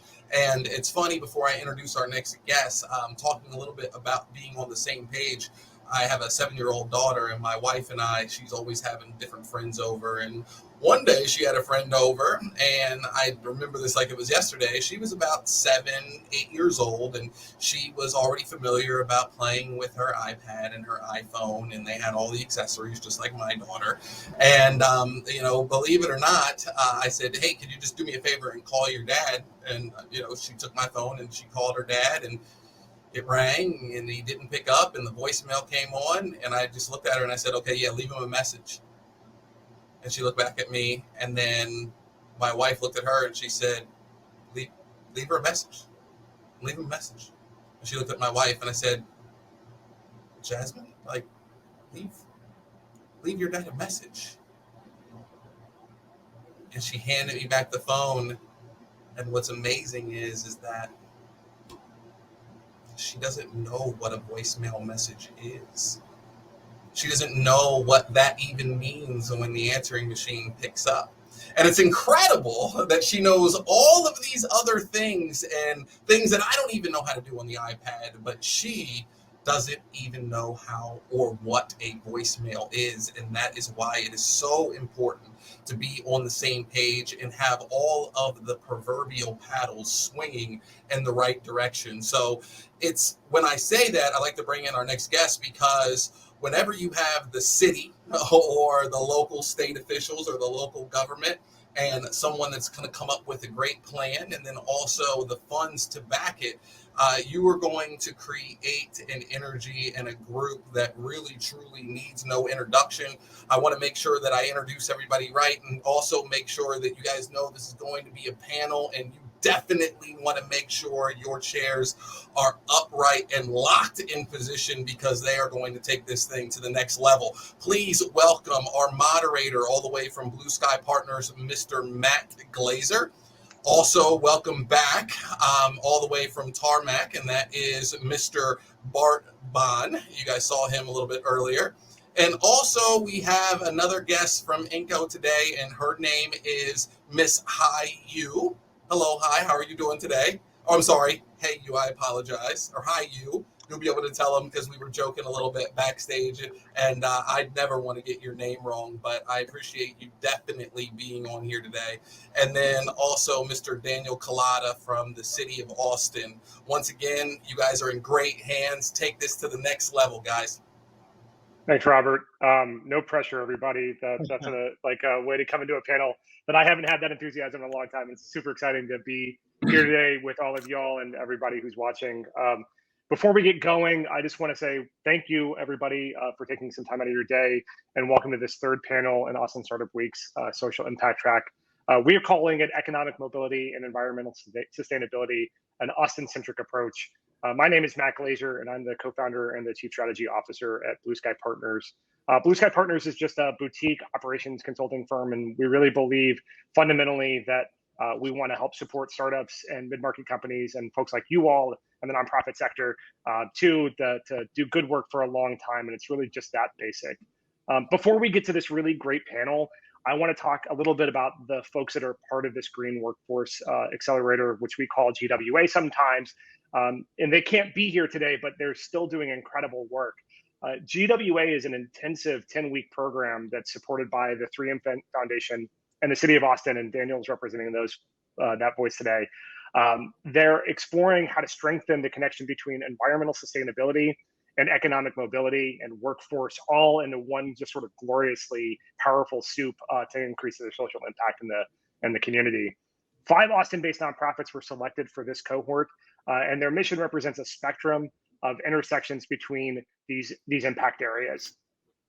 And again, speaking for them because they can't be here, Austin Youth Works is one of those folks, and they're a long-standing workforce training provider looking to expand and strengthen their green jobs programs and connections with hiring employers. Similarly, the African American Youth Harvest Foundation provides support to underserved individuals of all ages and is expanding their portfolio to provide exposure and training aligned with these green jobs that are coming to the Central Texas region. One that we were just talking with today, Fruitful Commons, is out there supporting neighborhood leaders and organizations to grow food, strengthen communities, and foster stewardship of the natural commons. And they're looking to expand their work and train individuals in regenerative community agriculture, doing really cool stuff. And then the Montopolis Community Development Corporation represents Montopolis, a community that has been historically known as Poverty Island, and that is now a proud multi-ethnic neighborhood with a rich history that predates Austin's. Their goal is to build the highest standard of efficient, sustainable homes in the community by training the community members themselves in green building trains and practices.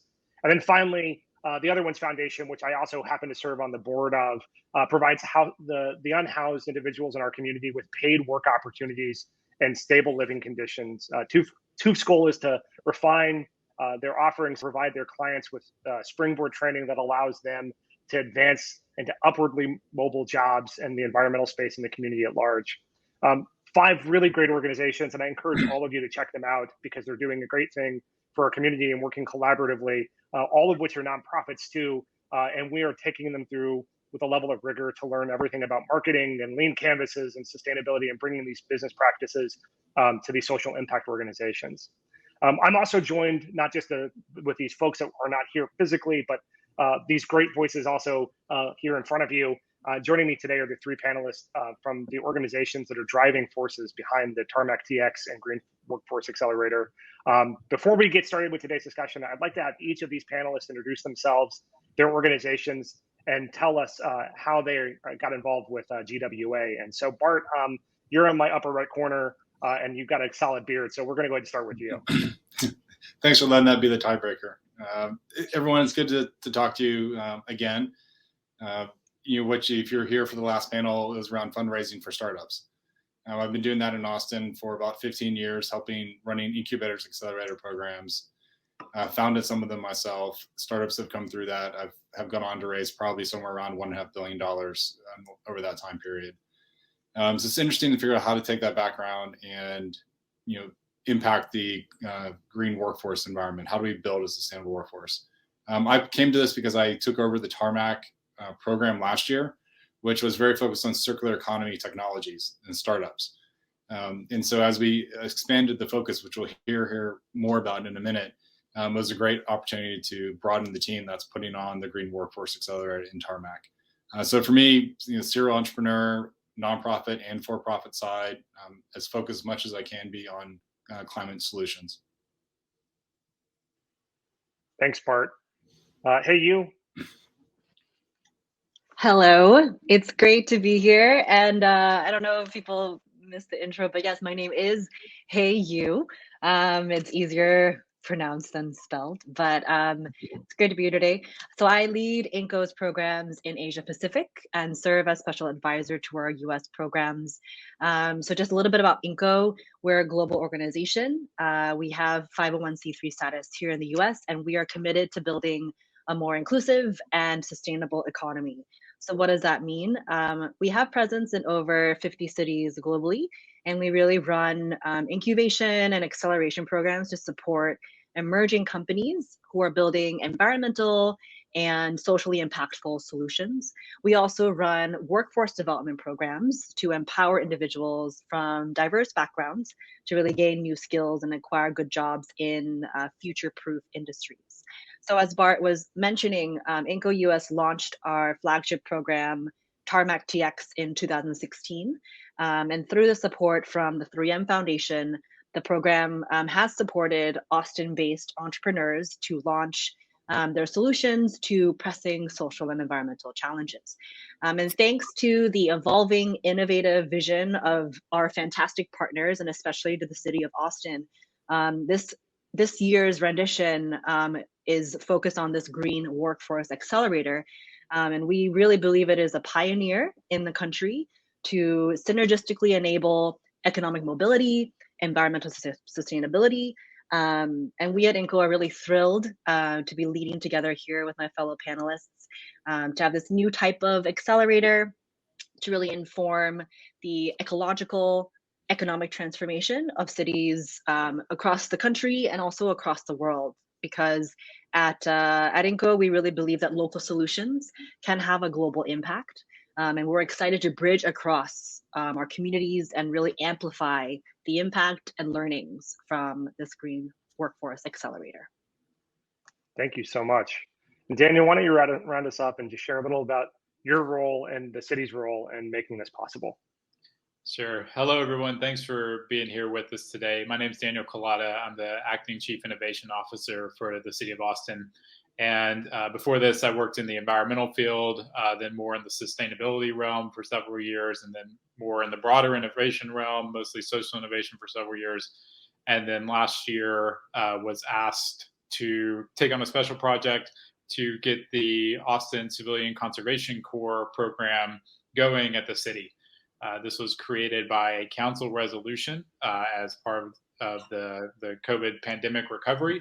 And it was intended to help people who had lost their jobs or had a significant impact on their work, kind of get back to earning income and switch careers if they wanted to a more green or sustainability focused career that helped pursue kind of our collective city goals in those realms.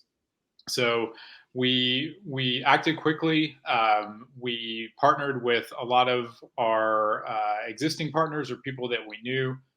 We got, I think, 11 new programs going, over 100 positions for people across the board in different types of green jobs and even public art.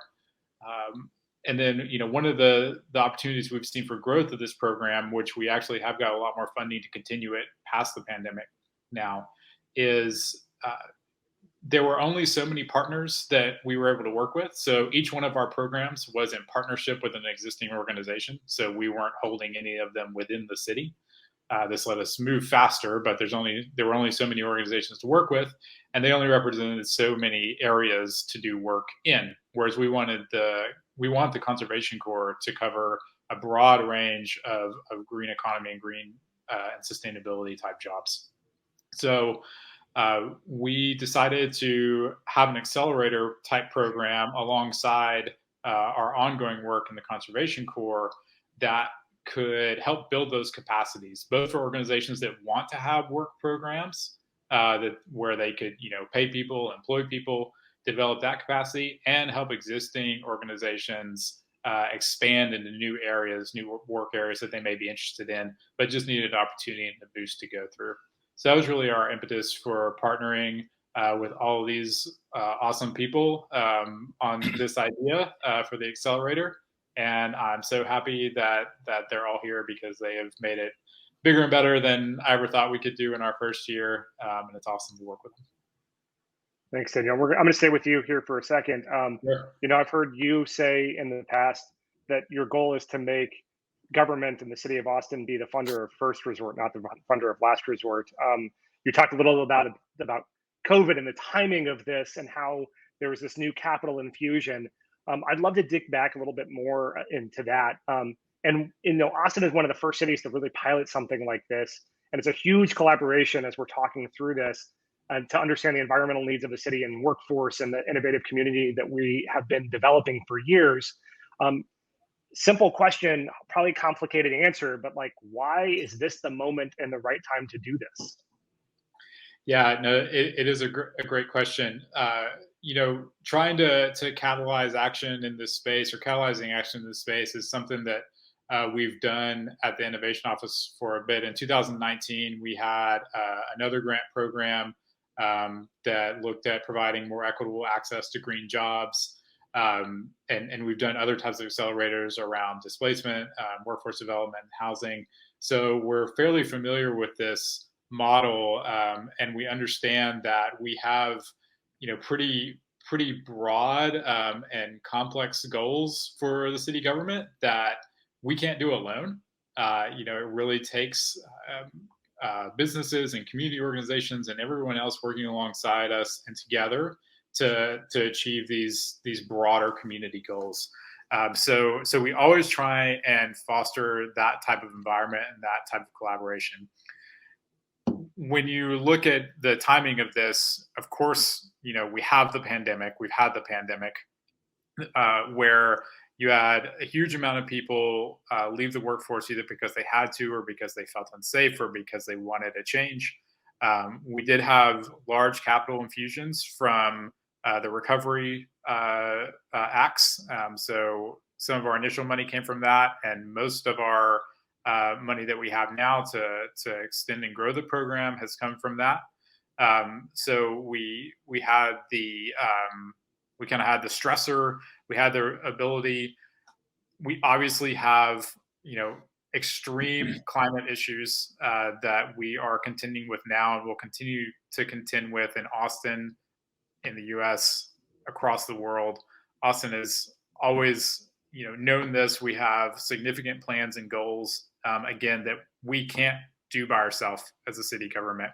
We're a big organization, but no organization is that big. We've all got to work together. So every chance we get to try and help catalyze that space and bring it together, we do. There is, you know, we always hold in our mind that access to the types of jobs that do affect the climate most are some of the least accessible, especially in our communities of color. Our communities of color are the most affected by climate change impacts and outcomes, and they're the most concerned with them as well.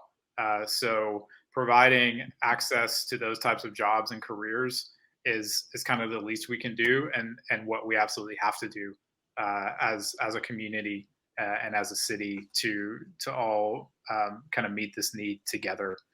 And you know, so these kind of big broad factors all came together for us to spur this program, and you know, the real inflection point was that we wanted to continue it, we wanted to grow it, we you know, more than tripled our budget for it.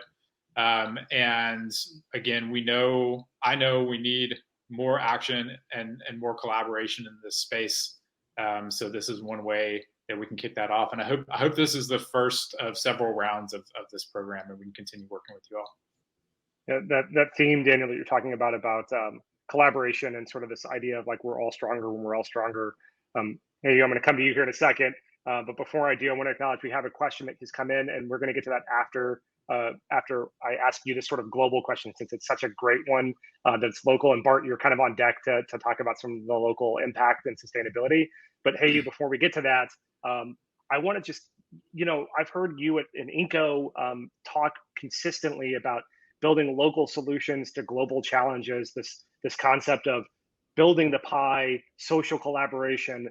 And I would just love to know for you, what does this mean in practice, and how can a program like GWA inform other cities across the country or even the world, so that way we can solve some of these big complex issues? Yeah, thanks, Matt. So as Daniel said, we know that we have to work together. Collaboration really is key. So it's what I really love about working with all of you in this Accelerator program, because at Inco, at the core of our mission, we really work globally with the belief that local organizations are the best suited to understand the challenges unique to their cities, to their beneficiaries. And so for us, working with local governments, with cities, with nonprofit groups, for us, it is the goal to really understand their challenges, to then facilitate, develop, and most importantly, amplify solutions from the ground up. So yeah, the priority is to really ensure these local voices are front and center, that the actions that we enable and support are uniquely tailored to the needs of the community. And so, for our Accelerator programs, we just try to help organizations ask the right questions. We give them the tools and the space to problem solve, to learn from one another. We really believe in the power of co-learning. And then as an objective observer, we really help them to see the connections where they may not otherwise see them. And then we help make those connections both at the local and the global level, to enhance and advance the solutions. So we really see, in that context, in that framework of how we operate at Inco, for this particular accelerator, we really think it's the first step to informing the rest of the country, and then also on the global scale, just the other programs that we operate around different countries in how to tackle these issues. Because unfortunately, these programs that Daniel was referring to, they're not only faced in Austin. There are challenges that are faced in the rest of the country, with growing inequality, with environmental injustice, segregation and marginalization of BIPOC communities. And so we think that this really needs to be addressed intentionally, with the local expertise on the ground, and to not do it in isolation of each other. So this is what we feel very strongly about doing at both the local, domestic, and international levels. And we're really excited to have this program in Austin to be the forefront of this particular work, and to carry that forward with everybody. Excellent, thank you. Bart, as promised, you're on deck, and this is a question from the audience. What if a metro region offered a sustainable and very low cost delivery of goods systems, which would enable people to operate businesses right out of their homes? The secondary kind of the question is, goods to create things flow into, and the finished project flows out of their homes, right? So homes is a nexus point. What are your thoughts here, and what do you have to sort of add to that? Yeah, it's actually interesting. I've seen a lot of startups actually try parts of first mile, last mile logistics here in Austin, particularly as we think about the circular economy. How do we don't just do, take some out of the ground, eventually put it in a hole in a different place in the ground? How do we start recycling or reusing, upcycling, redirecting a lot of those items? And so there are local startups who critical part of their business model is getting things from other people and taking it to a place that that it can do something else can be done with it. Those businesses are really hard. The underlying problem is the density of the homes. In this case, the homes that would end up making whatever it is. The route in order to support that delivery system is incredibly challenging and costly. So that's one particularly relevant topic for all the types of green workforce jobs. And there could be a lot of first last mile jobs that are created by those types of startups that collectively need that type of workforce. So I encourage someone to think about how to create that workforce and apply to Tarmac the next time we do this, because that is a needed thing for lots of different types of green jobs and green organizations that can impact our climate in a positive way. Thank you, Bart. Yeah. We've got more questions coming in, so please, you all keep them coming. I'd love to not ask any more of my questions. Yours are way better. So the next question, and Daniel, I'm going to throw this to you a little bit, but others, if you want to chime in too. The question we have is, how do we bring the resources that we see in Austin to places that are outside of the metro area, such as Taylor, where we're starting to see a lot of just stuff like bubbling up in the sort of new capacity of business creation. It's where this person is located, and we're about 45 minutes north of Austin, is what they say.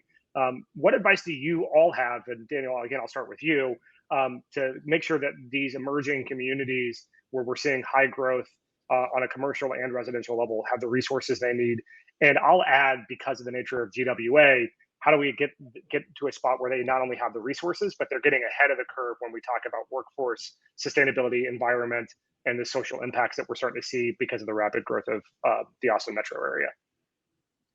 Yeah, and so from my local government perspective, we do try and collaborate as much as we can with area partners. So with neighboring cities like Taylor, with the county.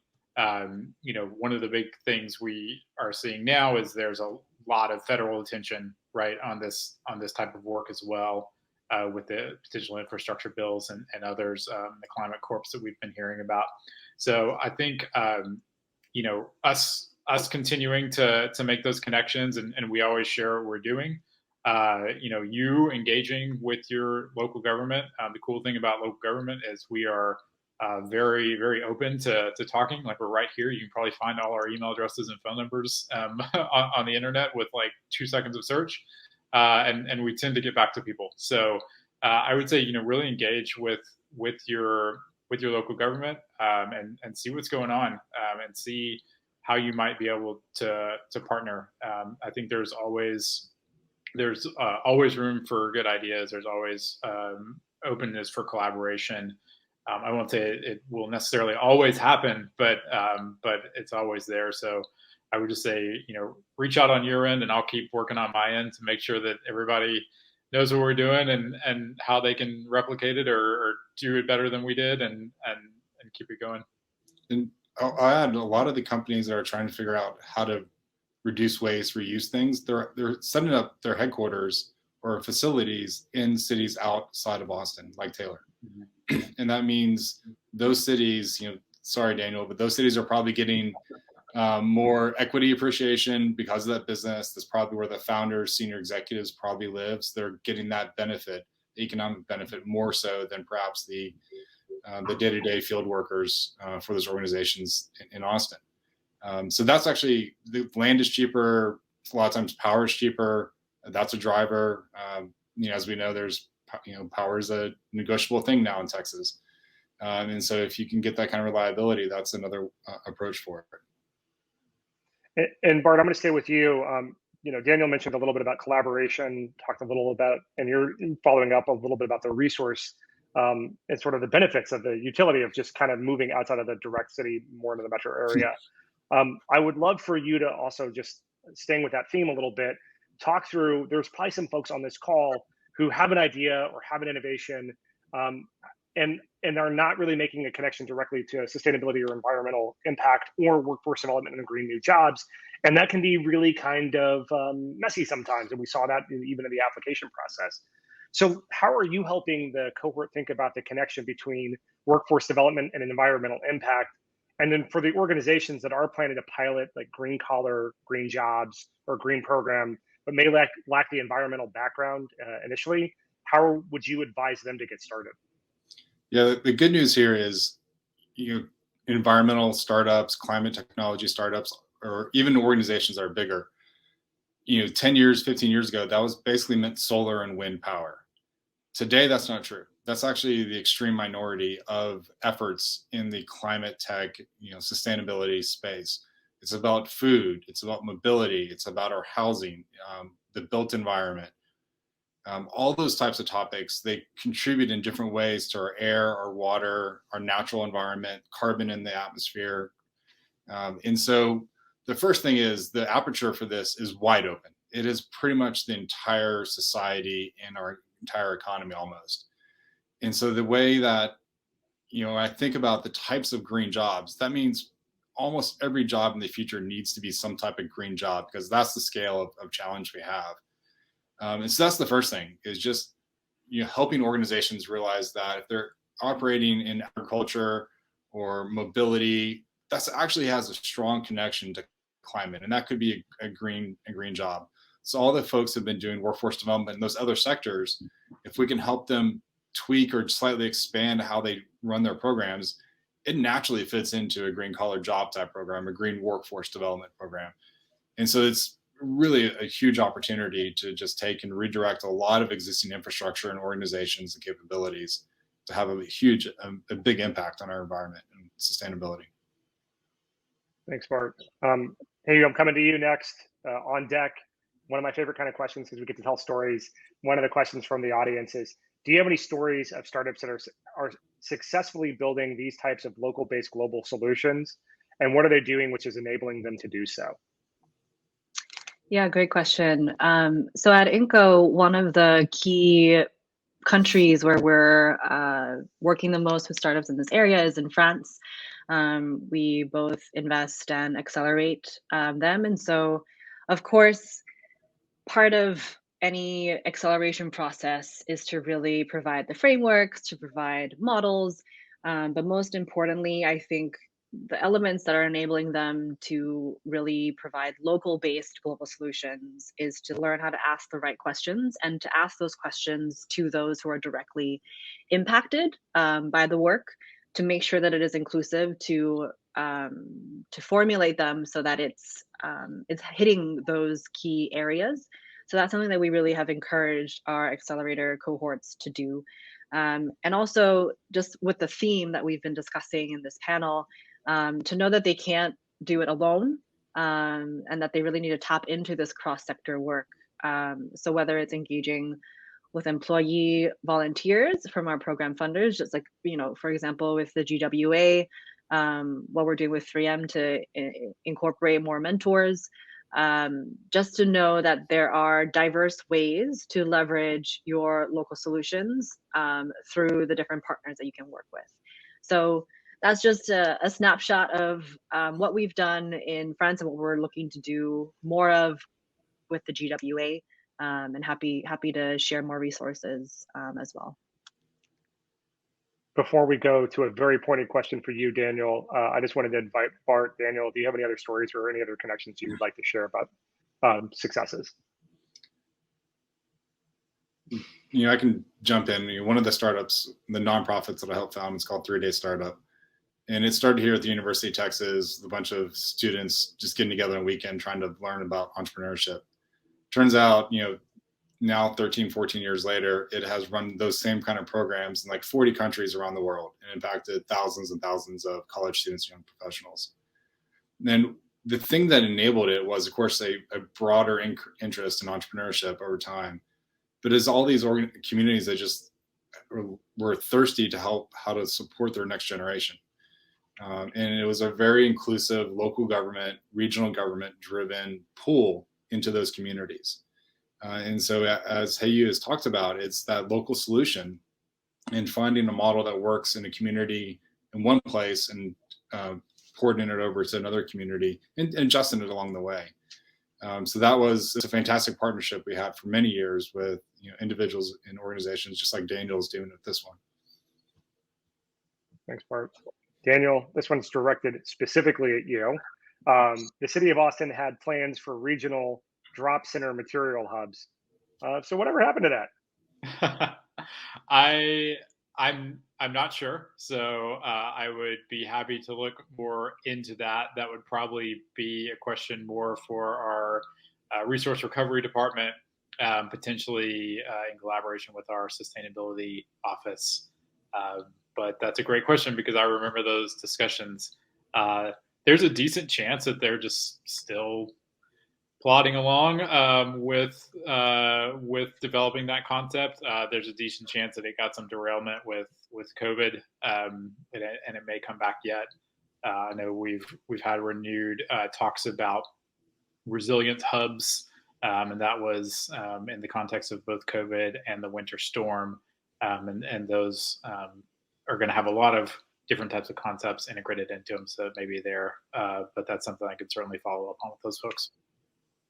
Thank you, Daniel. Always a fountain of knowledge and support. Very kind. I've got one last scripted question or pre-drafted question, however you want to say it. and then we'll go to whatever other questions come in. And this is actually for all of you. So we'll start with Hey You, then we'll go to Bart, and since Daniel's been so popular, we'll end with Daniel again. So the big thing is, it's the elephant in the room with all this kind of work, right? It's like, what role can startups and investors, right, both of them, because it's an ecosystem that we're talking through, what role can they all play in this work? And more specifically, where do you think they fit into the ecosystem, from resources and expertise to job creation and hiring? Yeah, for sure. I think in the digital and green space, there really are a lot of small and medium enterprises, startups who can be at the forefront, to be intentional as employers when it comes to hiring, being inclusive in their strategies. And we know that Austin has an abundance of these companies, and you're really in the position to grow your business and impact on multiple levels, to really amplify your multiple bottom lines to be a sustainable, socially responsible business. And so by accepting new workers and be part of this change to scale with intentionality, to scale as a safe space for diverse individuals to learn, grow, and be empowered for a better future, I think that is one of the key actions that that startups and new businesses can invest in. When it comes to investors, there's a great need for capital that, of course, goes unsaid, but not just financial capital, but social capital as well, to really support the impact of these programs to enable inclusive job creation and hiring. And we believe the return on this investment really can be having a thriving city, to have upward mobility of the people who live and work around you, and to be able to enable a more resilient community. To enjoy this, you really have to be part of building that community, to provide for this green renaissance that we are hoping to really make sure happens. And as I was mentioning, with the mentorship with 3M, be mentors and be part of the larger network and support system to help the people going through these programs. So just to reiterate, there really is a role for everyone in our ecosystem to make this impact a reality, and we definitely invite you to join us. I know there'll be calls to action to round out our discussion. So yes, that's what I wanted to respond to. Thank you so much, Bart. Yeah, to add on, you hit startups and investors a little bit differently. Startups are they're not small businesses. Startups are designed to eventually be massive, really large businesses. And so they do things differently. One of the things that they always struggle with is how to get people and hire on their team.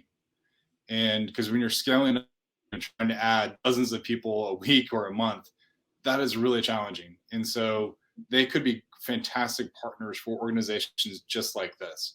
And they're partners for this Accelerator program and for the organizations participating with the Civilian Conservation Corps, to have a trusted source of talent that's coming through those programs. And the great thing about that is, one of the problems with the startup sector are the diversity issues. And all these organizations we're working with are really trying to provide trained, incredible workers and team members that would directly address that challenge in the startup sector. The other part about investors, the first is there's a ton of money coming online for climate. I think it's about $15 or $17 billion is going out per year now. It's huge. It needs to add a zero to that to really address the scale of problem that we have. And so there is money coming. It tends to be later stage companies, which is also where lots of hiring happens. So that's encouraging as well. And the last one's a little bit of a meta thought process of, if you're thinking about how to design what's a startup to eventually become a massive organization, some of the tools and techniques and approaches to doing that are actually very relevant to nonprofits who maybe aren't thinking about how do I scale up beyond my community or my region, but it helps them get to that threshold in a perhaps faster way or perhaps even more efficient way. And so I think there's a way that they can contribute to the broader collaboration process. Thanks, Bart. Yeah, Daniel?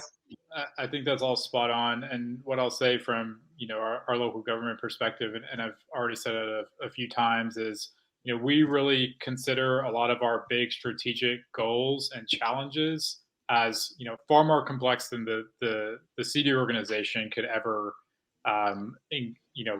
deal with on our own. The Austin is all of Austin. It's not the city organization. It's all of Austin to us. And as Bart mentioned earlier, we really see sustainability, innovation, resilience, equity as lenses on everything we do. So we see every function that we undertake, every job that we have could be a green job under that lens, and every job in Austin can be and should be and will have to be in the future to meet these challenges. So in that we know that it's bigger than us. The biggest thing we can do is work with you and learn from you. I mean, that's one of the biggest goal for me from this accelerator. It's not necessarily hitting a set of performance metrics or anything for any of these organizations. It's just to learn what they learn as they go through. Help us make our programs better. Help us keep pace with what's going on in the city. New solutions. Be collaborators in our programs. Let us work alongside you and with you on these challenges, because they are all our challenges. I will say there's plenty of types of work and sectors where government is the investor of first resort and maybe the only one. And we do a lot of business in those areas. So if something maybe doesn't look profitable, for lack of a better word, when you're thinking about it from the more market approach, do know that we do a lot of work. Local, state, federal government does a lot of work in a lot of areas. And as Bart mentioned, there's a lot of new work coming online in climate. So a lot of new types of businesses and growing types of businesses will be needed and will be engaged with on the government level in the coming years. And finally, here in Austin, we're really trying to build pathways with the Conservation Corps program. We don't want someone to just come, do the job, get income for weeks, months, whatever, and then be done. We want there to be a next step that they can take in their career, in that trajectory, in their training. And a lot of times, a business like yours or an organization like yours may be that next step. And maybe we've done the training, got the experience, et cetera, through some Conservation Corps program, and their next job is with you. Or maybe someone coming out of your organization, your business, your program, their next step is a Conservation Corps program. So we want to have your collaboration on both sides of these to really build those pathways and build that bigger green economy in Austin. Daniel, you set up our call to action perfectly. So very glad that we ended with you on the scripted questions. If any other questions do come in, we have been given a little bit of grace to bleed over a little bit. So please feel free to throw in last questions. And as folks think about that, my challenge to everybody that is still here and listening and part of this conversation, one, show up tonight. Annie's Day and Night, East Riverside is where we're going to be doing the Social Impact Happy Hour. My teammates, Nathan Ryan and Shannon Dunst, are going to be there. So if you've got that connection to 3DS, you can not only just hang out with Bart, you can also hang out with Shayna. The other thing I want to just call out is that, just luck of the draw, our cohort this year is all nonprofits, and some of them have really great programs, and some of them have really great workforce, and maybe one or two has a little bit of both, but they're ideating out and really accelerating. They've never, in some cases, seen a lean canvas, or in some cases done an empathy map, and in some cases are figuring out where their fit is in the market, whether that is on the green job side or the program side, or creating sustainability through pocket parks, or ending the poverty deserts, right? So my challenge to you all is, if you're interested in being a mentor, a partner, a place for these workforces to go to provide jobs, or a place for jobs, just generally to take that next iterative step, reach out to us and let us know. I'd be happy to connect you with any one of these 5 teams. And then finally, as you're really thinking about your next steps, if what we talked about was really interesting or exciting, we're going to do this as long as the city and 3M and Inco will have us. And I have a lot of faith that we will continue to be here year after year after year. So I would love to talk to you today or tomorrow or the next day about your path to be joining as a member of the Tarmac TX cohort with whatever iteration or year that is, whether you're currently an idea that needs a place to foster that idea, or you have existed for years and years and years, and you need to accelerate and have some time and attention and love to do that. But we're here for you. And so I'll sum it all up in a nice, clean way. We'll see you at happy hour tonight and Annie's Day and Night.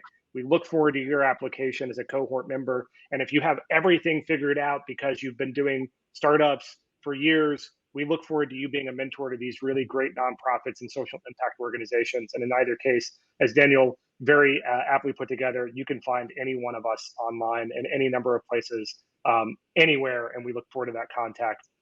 So with that said, it looks like we have no more questions. So from the bottom of my heart, I want to thank you, hey, you, Bart, Daniel. It's been great to have this conversation with you. And I'm going to kick it right back over to the Cap Factory team and Robert. Wow. So you guys heard from some of the best people in the industry.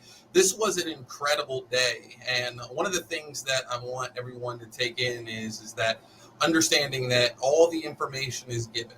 Now you've learned a lot of all the different things that we've been hitting to you today, right? And giving you. And it's important that we take this, we think about it, and then we take action. Immediate necessary action, whether it's reaching out to somebody or maybe looking at doing a partner deal with somebody, or just definitely reaching out to somebody and just start networking.